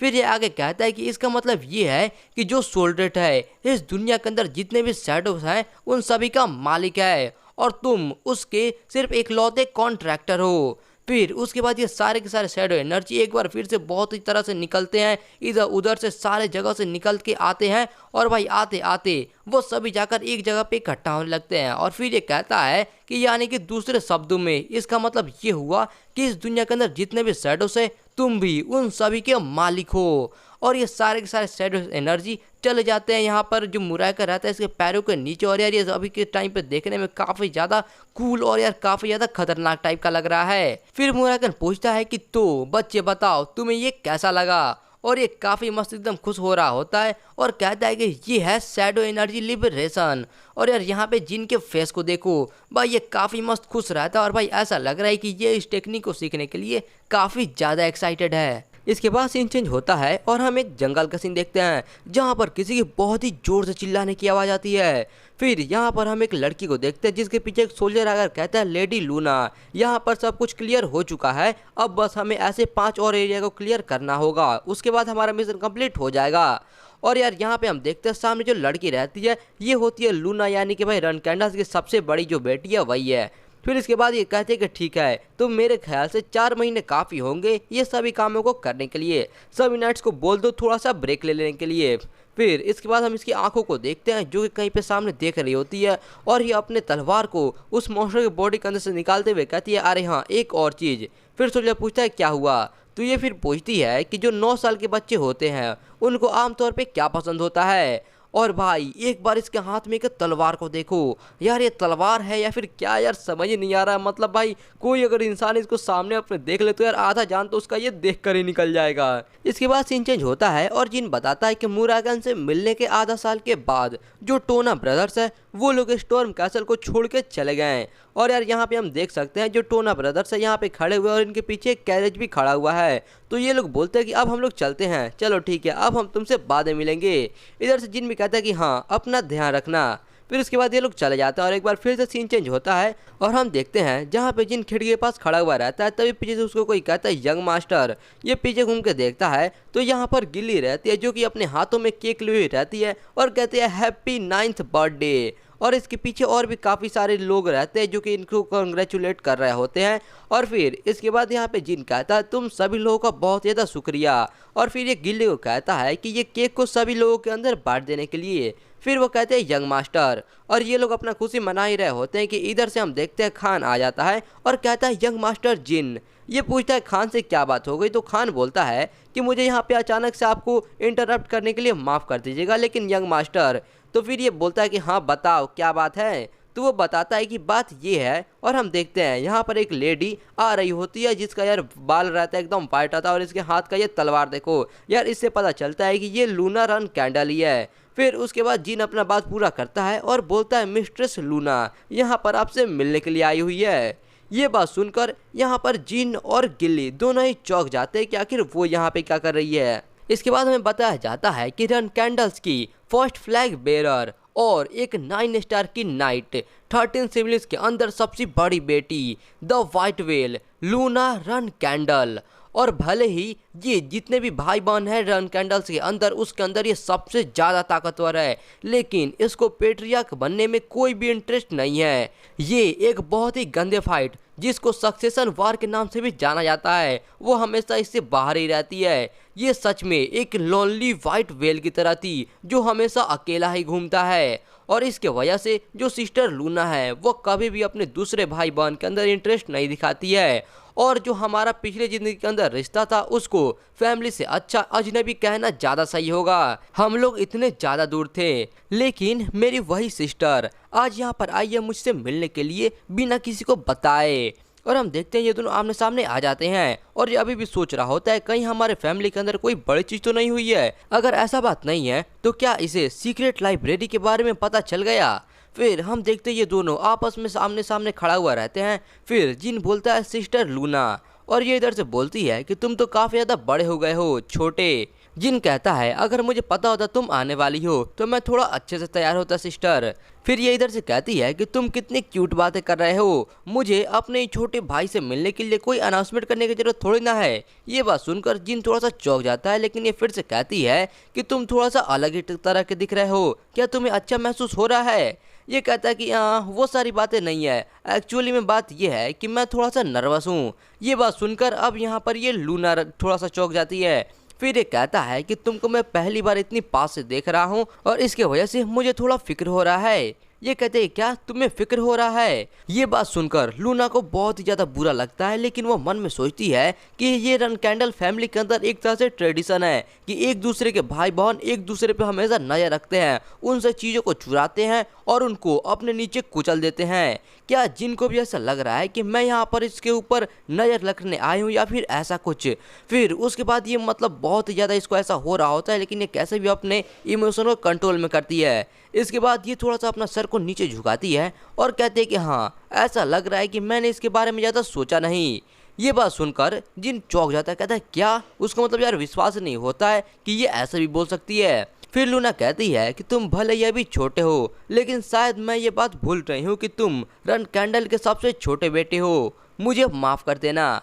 और भाई यार ये इसका बातों को सुनकर यार मुझे सच में ये लूना के लिए थोड़ा बुरा लग रहा था। और फिर इसके बाद ये अपने घुटनों पे बैठ जाती है और कहती है कि छोटे जिन, मैं तुमसे प्राइवेटली कुछ बात करना चाहती हूँ, तो क्या मैं तुम्हारे नैनी और गार्डियन नाइट को थोड़ी देर के लिए यहाँ से बाहर भेज सकती हूँ? जिन सोचा है क्या ये मेरे साथ प्राइवेटली बात करना चाहती है। और फिर ये हंसते हुए कहता है यस सिस्टर। और ये मन में सोचता है कि भले ही मैं नहीं जानता वो रीजन जिसकी वजह से वो यहाँ पर आई हुई है, लेकिन मुझे ये देखकर कोई बुरा बात नहीं लग रहा है। इसके बाद ये दोनों एक दूसरे के आमने सामने बैठ जाते हैं और फिर यहाँ पे लूना कहते हैं कि जिन, मेरे छोटे भाई, जो कारण जिसकी वजह से मैं यहाँ पर आए हूँ तुमसे मिलने के लिए, वह ये है क्योंकि मैं तुमसे कुछ कहना चाहती हूँ। ये कहता है क्या तुम मुझसे कुछ कहना चाहती हो? वो बात क्या है? तो ये बताती है कि जब फादर तुमसे मिलने के लिए आए थे पिछली बार, उस टाइम पे तुमने जो अपना बिहेवियर दिखाया, इसकी वजह से तुम्हारे जितने भी दूसरे सिबलिंग्स हैं वो सबका ध्यान अब तुम्हारे ही ऊपर है। इसका मतलब ये है कि तुम जैसे ही ये स्टॉर्म कैसल के अंदर से निकलोगे, तुम्हारे सारे के सारे भाई बहन तुम्हारे ऊपर बहुत ही करीब से नज़र रखने वाले हैं। लेकिन छोटे भाई, मैं ये उम्मीद करती हूँ कि तुम ये फैमिली फाइट के चक्कर में अपना खुद का खुशी ना खो दो। मैं सच में ये उम्मीद कर रही हूँ कि तुम ये रन कैंडल फैमिली का जो इतना बेकार ट्रेडिशन है उससे तुमको चोट ना पहुँचे। ये बात सुनकर भाई जिन तो थोड़ी देर के लिए इसका मुंह खुला का खुला ही रह जाता है और ये मन में सोचता है इसका मतलब कि वो रीजन जिसके वजह से ये पेट्रियक बनने से इसने मना कर दिया, बस वो यही था। अगर ये नहीं चाहती है कि मैं ये भाई बहन के फाइट के बीच में आऊं, तो आखिरकार इसने मुझे ये पिछले जिंदगी के अंदर वार्निंग क्यों नहीं दिया? क्या ये इसलिए था क्योंकि उस टाइम पे मैं बात करने के लिए लायक नहीं था, या फिर वो इसलिए था क्योंकि उस टाइम पे मेरे जो दूसरे भाई बहन थे वो मुझे कंपटीशन के तौर पे देखते भी नहीं थे। इसके बाद जिन लूना के हाथों पे अपना हाथ रख देता है और कहता है सिस्टर लूना, मैं तुम्हारा बहुत ज़्यादा शुक्रगुजार हूँ कि तुमने मुझसे ये सारी बातें कही, लेकिन मेरा कोई भी इरादा नहीं है इस लड़ाई से बाहर निकलने का। फिर इसके बाद ये इधर से कहती है कि जिन, मैं एकदम सीरियस हूँ, मैं ये तुमसे बात इसलिए नहीं कह रही हूँ क्योंकि तुम मुझे ऐसा लगता है कि तुम मेरे ही खिलाफ कॉम्पीट करोगी। फिर जिन उसको वहीं पे रोक देता है और कहता है मैं जानता हूँ सिस्टर, लेकिन एक बार पहले ही मुझे मारने की कोशिश की जा चुकी है। और यार इसको याद आ रहा होता है वही इसके पिछले जिंदगी के अंदर जो इसके ऊपर कर्ज लगा हुआ था उसकी। ये बात सुनकर लूना कुछ ज़्यादा ही चौंक जाती है। ये कहती है क्या? मतलब यार इसको विश्वास ही नहीं रहता है क्योंकि स्टॉर्म कैसल के अंदर एक रूल है कि इसके अंदर जो भी अभी छोटे बच्चे रहते हैं उनके ऊपर कोई भी अटैक नहीं कर सकता, और ये रूल किसी ने तोड़ दिया है। फिर इसके बाद जिन कहता है इसी कारण की वजह से मैं इस लड़ाई के अंदर से बिल्कुल भी बाहर नहीं निकल सकता। इससे पहले जिन आगे कुछ बोलता, यहाँ पे हम देख सकते हैं लूना कुछ ज़्यादा ही गुस्सा होने लगती है। ये कहते हैं किसकी हिम्मत हुई, किसकी इतनी हिम्मत हुई कि तुम्हें यहाँ पे स्टॉर्म कैसल के अंदर ऐसा कुछ करने की। और यार हम यहाँ पे देख सकते हैं भाई इसके गुस्से की वजह से इसका इतना ज़्यादा ऑरा निकल रहा होता है कि सामने रखा हुआ कप भी टूट जाता है। उसका इतना गुस्सा को देखकर जिन तो बस उसको देखता ही रह जाता है।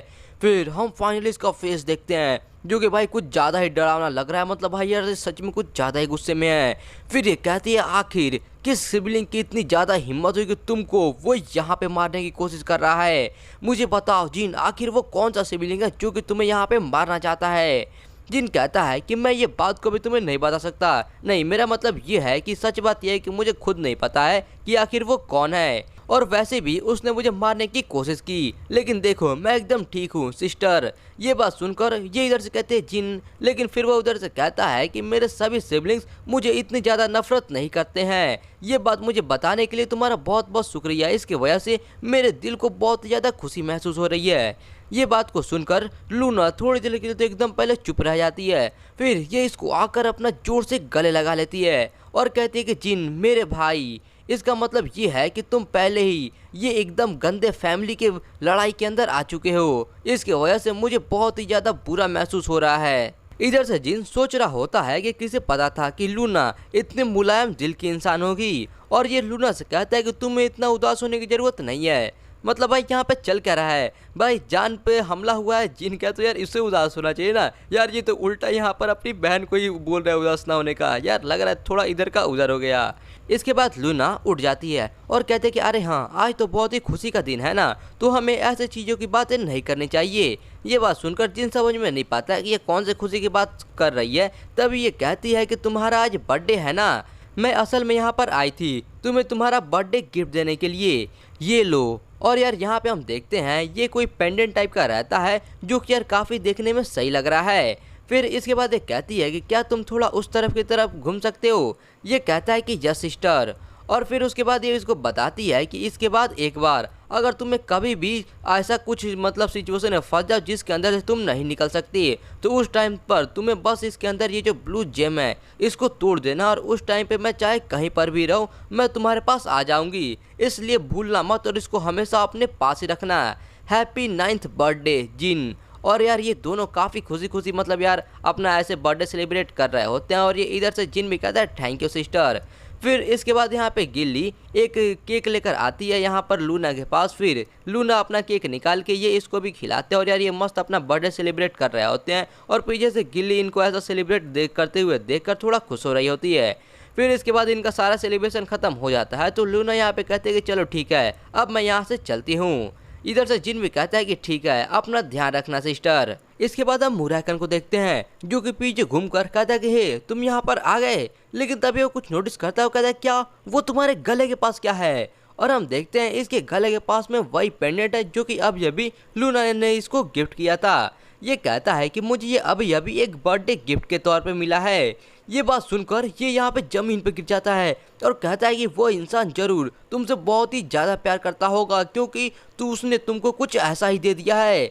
यहाँ पर जिन समझ में नहीं पाता कि आखिर ये क्या कहना चाहता है, तो ये पूछता है इसे कि आखिर तुम क्या बोल रहे हो। तो फिर मुराकन बताता है कि ये डीमन किंग और गैल का एक आर्टिफैक्ट है। फिर उसके बाद ये एक्सप्लेन करता है अच्छे से कि हजारों साल पहले जितने भी लोग हैं वो सब के सब अपने जान पे रिस्क ले रहे थे ताकि बस उसका कोई एक ही आर्टिफैक्ट उनको मिल जाए। फिर उसके बाद जिन पूछता है क्या ये सच में इतना ज़्यादा अमेजिंग है। इधर से मुराकन कहता है बिल्कुल, और फिर उसके बाद ये फ़ायदे बताने लगता है कि सबसे पहला फ़ायदा तो ये है कि जो भी इसको पहनता है उसको 5 स्टार या फिर उससे कम का मैजिक बिल्कुल ही फ़र्क नहीं करेगा, उससे उसको रेजिस्टेंस मिल जाएगा। उसके अलावा अगर कोई भी इसको पहन लेता है तो उसका जितना भी मैजिकल एबिलिटी रहेगा वो बहुत ही ज़्यादा बढ़ जाएगा, और मैं शर्त लगा सकता हूँ कि इसके अंदर कोई समनिंग टाइप का एबिलिटी भी है। फिर उसके बाद जिन पूछता है कि ऐसा लग रहा है कि तुम तो इसके बारे में कुछ ज़्यादा ही जानते हो। इधर से मुराकन एकदम हंसते हुए कहता है कि हाँ, क्योंकि हम लोग एकदम सेम टाइम पे जिंदा थे। खैर क्या ये उसी आदमी ने तुमको दिया है जो कि अभी अभी यहाँ पर आया था और उसके पास बहुत ही ज़्यादा स्ट्रॉन्ग एनर्जी था। ये इधर से कहता है कि हाँ वो मेरी बड़ी बहन थी। रुको, तुमने उसके एनर्जी को सेंस कर लिया, वो भी इतनी दूर से? इधर से मुराकन कहता है कि हाँ, और मैं शर्त लगा सकता हूँ कि तुम्हारी वो जो सिस्टर है उसने भी मेरे एनर्जी को सेंस कर लिया होगा। ये सुनकर जिन कहता है क्या? फिर ये कहता है मेरा मतलब कहीं वो जाकर मेरे फैमिली को ये सारी बातें तो नहीं बता देगी ना।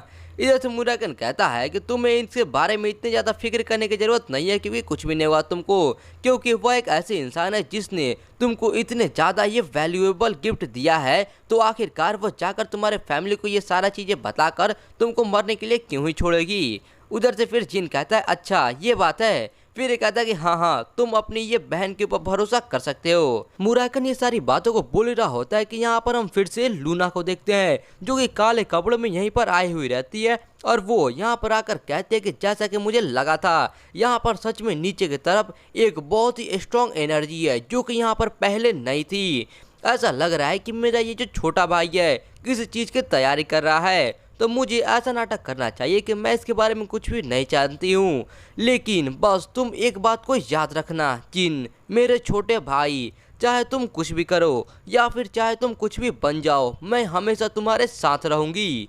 भाई यार सच में ये लूना तो यार काफ़ी अच्छी बहन लग रही है। इसके बाद जिन बोलता है कि स्टॉर्म कैसल के अंदर मुझे लगा था कि मेरे सारे दिन बहुत ज़्यादा बोरिंग होंगे, लेकिन यहाँ पर मुझे बहुत सारी चीज़ें मिल गई। जैसे कि मेरे फादर ने मुझे एक्नॉलेज कर लिया और मुझसे उम्मीदें भी लगाई है। उसके बाद यहाँ पर सिस्टर मैरी ने मुझे जो फीनिक्स हार्ट दिया था, फिर उसके बाद सिस्टर लूना के साथ एक रिलेशनशिप, और तो और मुराकन द गार्डियन ड्रैगन के साथ मीटिंग। यहाँ पर मुझे ये बहुत सारी चीज़ें मिली है जो कि मैं सोच भी नहीं सकता था अपने पिछली ज़िंदगी में कि मुझे ये सारी चीज़ें भी मिल सकती थी। अब मैं 10 साल का हो चुका हूँ। और यार हम यहाँ पे देखते हैं जहाँ पे जीन ये जो खान रहता है इसके साथ कुछ प्रैक्टिस कर रहा होता है। फिर ये आगे बोलता है कि मैं अब ये स्टॉर्म कैसल को छोड़ के मेन कैसल में जाने का तैयारी शुरू कर चुका हूँ। फिर इसके बाद ये लोग और भी आगे ट्रेनिंग कर रहे होते हैं। इधर से सबसे पहले तो खान अपना एक पॉम अटैक करता है जो कि यार यहाँ पर आकर जिन इसको अपने पंच से रोक लेता है। फिर इसके बाद ये दोनों ऐसे ही ट्रेनिंग करते जाते एक दूसरे के साथ ट्रेनिंग करते करते यहाँ पे हम फिर से खान को देखते हैं जो कि इसके ट्रेनिंग को देखकर कहता है कि जैसा कि मुझसे उम्मीद था, इसीलिए पेट्रियार्क इसके अंदर इतने ज़्यादा इंटरेस्टेड है। भले ही मैं इसे ट्रेनिंग करते हुए देख रहा हूँ कि आखिरकार ये कितना अच्छा है, लेकिन इसकी आंखों को देखकर ऐसा लग रहा है कि ये मुझे चेक कर रहा है कि मैं कितनी अच्छी से इसको सिखा सकता हूँ। इसके बाद ये ट्रेनिंग करना रुक जाते हैं और खान कहता है कि चलो ठीक है, आज के लिए हम लोग यहीं पे रुकते हैं। जिन भी कहता है कि ठीक है। फिर खान कहता है यंग मास्टर जिन। जिन कहता है क्या हुआ, क्या तुम्हें आज की ट्रेनिंग के साथ कोई दिक्कत है? इसके बाद खान जिन के सामने थोड़ा सा झुक जाता है और कहता है कि ये मेरे जिंदगी का सबसे बड़ा सौभाग्य है कि मैं आपको अभी तक सिखा पाया। आपके स्टॉर्म कैसल के अंदर से जाने में ज़्यादा टाइम नहीं बचा हुआ है, लेकिन मैं आपसे वादा करता हूँ कि उस टाइम तक मैं आपको एकदम अच्छे से एकदम बेस्ट ट्रेनिंग दूंगा। जिन कहता है ठीक है, तब तक मैं तुम्हारे केयर में रहूँगा। इसके बाद सीन चेंज होता है और हम देखते हैं जिन को जो कि एक मोमबत्ती जल रही होती है उसके अंदर अपना हाथ लेकर जाता है और पूरा का पूरा हाथ उसके अंदर ही घुसा देता है। दोस्तों यार मुझे सच बताओ यार कमेंट में जाकर आप लोगों में से किस किस ने आग के अंदर अपना उंगली डालकर ट्राई किया है। यार मैंने तो 1-2 बार किया है। खैर इसके बाद यहाँ पे जिन कहता है कि आखिरकार। फिर इधर से हम देखते हैं जहाँ पे गिल्ली आ जाती है और कहते हैं कि यंग मास्टर क्या ये आपको गर्म नहीं लग रहा है? ये पीछे घूमकर जवाब देता है कि हाँ, ये बस मुझे ऐसा लग रहा है कि थोड़ा सा कोई गर्म पानी हो। फिर उधर से गिल्ली कहते हैं कि मुझे बहुत ही खुशी है ये देखकर कि जो मैरी का गिफ्ट है वो इतने अच्छे से काम कर रहा है। मैंने बस फीनिक्स हार्ट के बारे में सुना ही था कि इसके क्या क्या इफेक्ट होते हैं, लेकिन ये असल में देखकर तो काफ़ी ज़्यादा शानदार दिख रहा है। जिन कहता है कि हाँ मुझे भी। इसके बाद जिन सोचता है कि मेरे ख्याल से मैं लगभग ये आधा एकदम अच्छे से एब्जॉर्ब कर चुका हूँ, कुछ सालों के अंदर मैं इसको पूरा अच्छी तरह से एब्जॉर्ब कर लूँगा। इसके बाद हम गिल्ली को देखते हैं जो कि पूछते हैं कि यंग मास्टर कल सुबह हम लोग ये कैसल के अंदर से जाएंगे, तो अगर आपको किसी चीज़ की ज़रूरत हो तो आप मुझे पहले ही बता दीजिए। जिन कहता है हाँ ठीक है। फिर इसके बाद गिल्ली देखती है यहाँ पर बिस्तर के ऊपर कुछ किताबें पड़ी हुई रखती है, तो उसके बाद ये इसको देखकर फिर उसके बाद जिन से पूछते हैं कि यंग मास्टर क्या मैं ये जो बुक्स है इनको भी पैक कर लूँ? जिन कहता है कि हाँ उनको भी पैक कर लो, मैं उसको जाते वक्त कैरेज में पढ़ूंगा। फिर ये कहते हैं कि ठीक है मैं समझ गई, क्या और कुछ बाकी है? जिन कहता है नहीं बस वही किताब काफ़ी होंगे। फिर ये कहते हैं कि ठीक है मैं समझ गई और मैं आपके लिए आज के लिए जो स्नैक्स होते हैं वो स्ट्रॉबेरी पाई वाले वो अच्छे से बना देती हूँ। तभी जिन कहता है कि हाँ ठीक है, नहीं रुको 1 सेकंड मुझे याद आया, और फिर उसके बाद ये खड़ा हो जाता है। ये देखकर उधर से पीछे से मतलब जो गिली रहते हैं वो समझ में नहीं पाती है। तो फिर उसके बाद यहाँ पे जिन कहता है गिली मैं थोड़ा सा बाहर से घूम कर आता हूँ। ये कहते हैं कि क्या अभी? वो कहता है कि हाँ मुझे माफ़ कर देना, मैं बस यूँ गया और यूँ आया। जिसके बाद जिन वहाँ से चला जाता है। फिर हम देखते हैं जिन यहाँ पे एक दरवाज़ा खुलता है और कहता है मुराकन। उधर से मुराकन कहता है कि हे बच्चे तुम यहाँ पर फिर से आ गए। जिन इसको कहता है तुम्हें याद तो है ना कि मैं ये कैसा लोकल छोड़ के जा रहा हूँ। इधर से मुराकन कहता है कि ऑफ कोर्स मुझे याद है, तुम सोच भी नहीं सकते कि मैं इस दिन का कितने लंबे समय से इंतजार कर रहा हूँ। लेकिन फिर जिन उससे पूछता है कि आखिरकार तुम मुझे कैसे फॉलो करोगे? ये बात सुनकर मुराकन जोर जोर से हंसना शुरू कर देता है और कहता है कि तुम ये छोटे मोटे बातों का टेंशन लेना बंद कर दो बच्चे। मैं लेजेंडरी ब्लैक ड्रैगन हूँ, चाहे मैं कितना ही कमजोर बन जाऊं, लेकिन इतना चीज करना मेरे लिए कुछ भी नहीं है। मैं तुमको ऐसे तरीके से फॉलो करूंगा कि कोई मुझे नोटिस भी नहीं कर पाएगा। इधर से जिन उससे पूछता है क्या तुम कमजोर बन गए हो, आखिर तुम्हारा ये इतना जरूरी बात तुमने मुझे बताया क्यों नहीं। मुराकन कहता है बेवकूफ, मैं 1000 सालों से लगातार सोए जा रहा हूँ और कुछ भी नहीं कर रहा हूँ, तो ये तो मामूली सी बात है कि इतने लंबे समय के बाद मैं थोड़ा सा कमजोर हो जाऊंगा। तो फिर उससे जिन पूछता है अच्छा तो ये बताओ तुम अपने पावर को क्या फिर से वापस पा सकते हो। फिर मुराकन बोलता है ऑफ कोर्स मैं वो पा सकता हूँ, और जैसे जैसे मैं ताकतवर बनते जाऊंगा वैसे वैसे तुम भी ताकतवर बनते जाओगे, क्योंकि आखिरकार मैं तुम्हारा गार्डियन ड्रैगन जो हूँ। इसलिए जल्दी करो और जल्दी से टेमार के जैसे एक बहुत ही ताकतवर मैजिक स्वॉर्ड्समैन बन जाओ।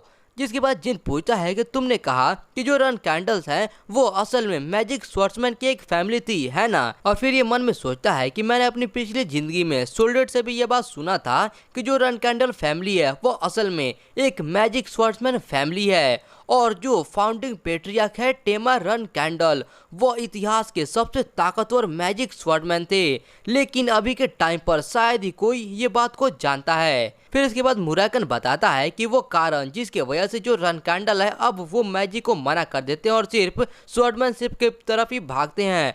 वो एक पास्ट के बहुत ही शर्मनाक कसम की वजह से ऐसा हुआ है जो कि 1000 साल पहले हुआ था। खैर अगर वो मुझे गार्डियन ड्रैगन के तौर पे पूछते भी है, फिर भी मुझे पक्का यकीन है कि अगर मैं उनके सामने ऐसे आ जाता हूँ तो वो इसको देखकर उतने ज़्यादा खुश नहीं होंगे। अगर यही चीज़ 1000 साल पहले होता तो मुझे पक्का यकीन है कि वो मुझे और तुम्हें, हम दोनों को एकदम सबसे ज़्यादा महान इंसान की तरफ पूजना शुरू कर देते हैं।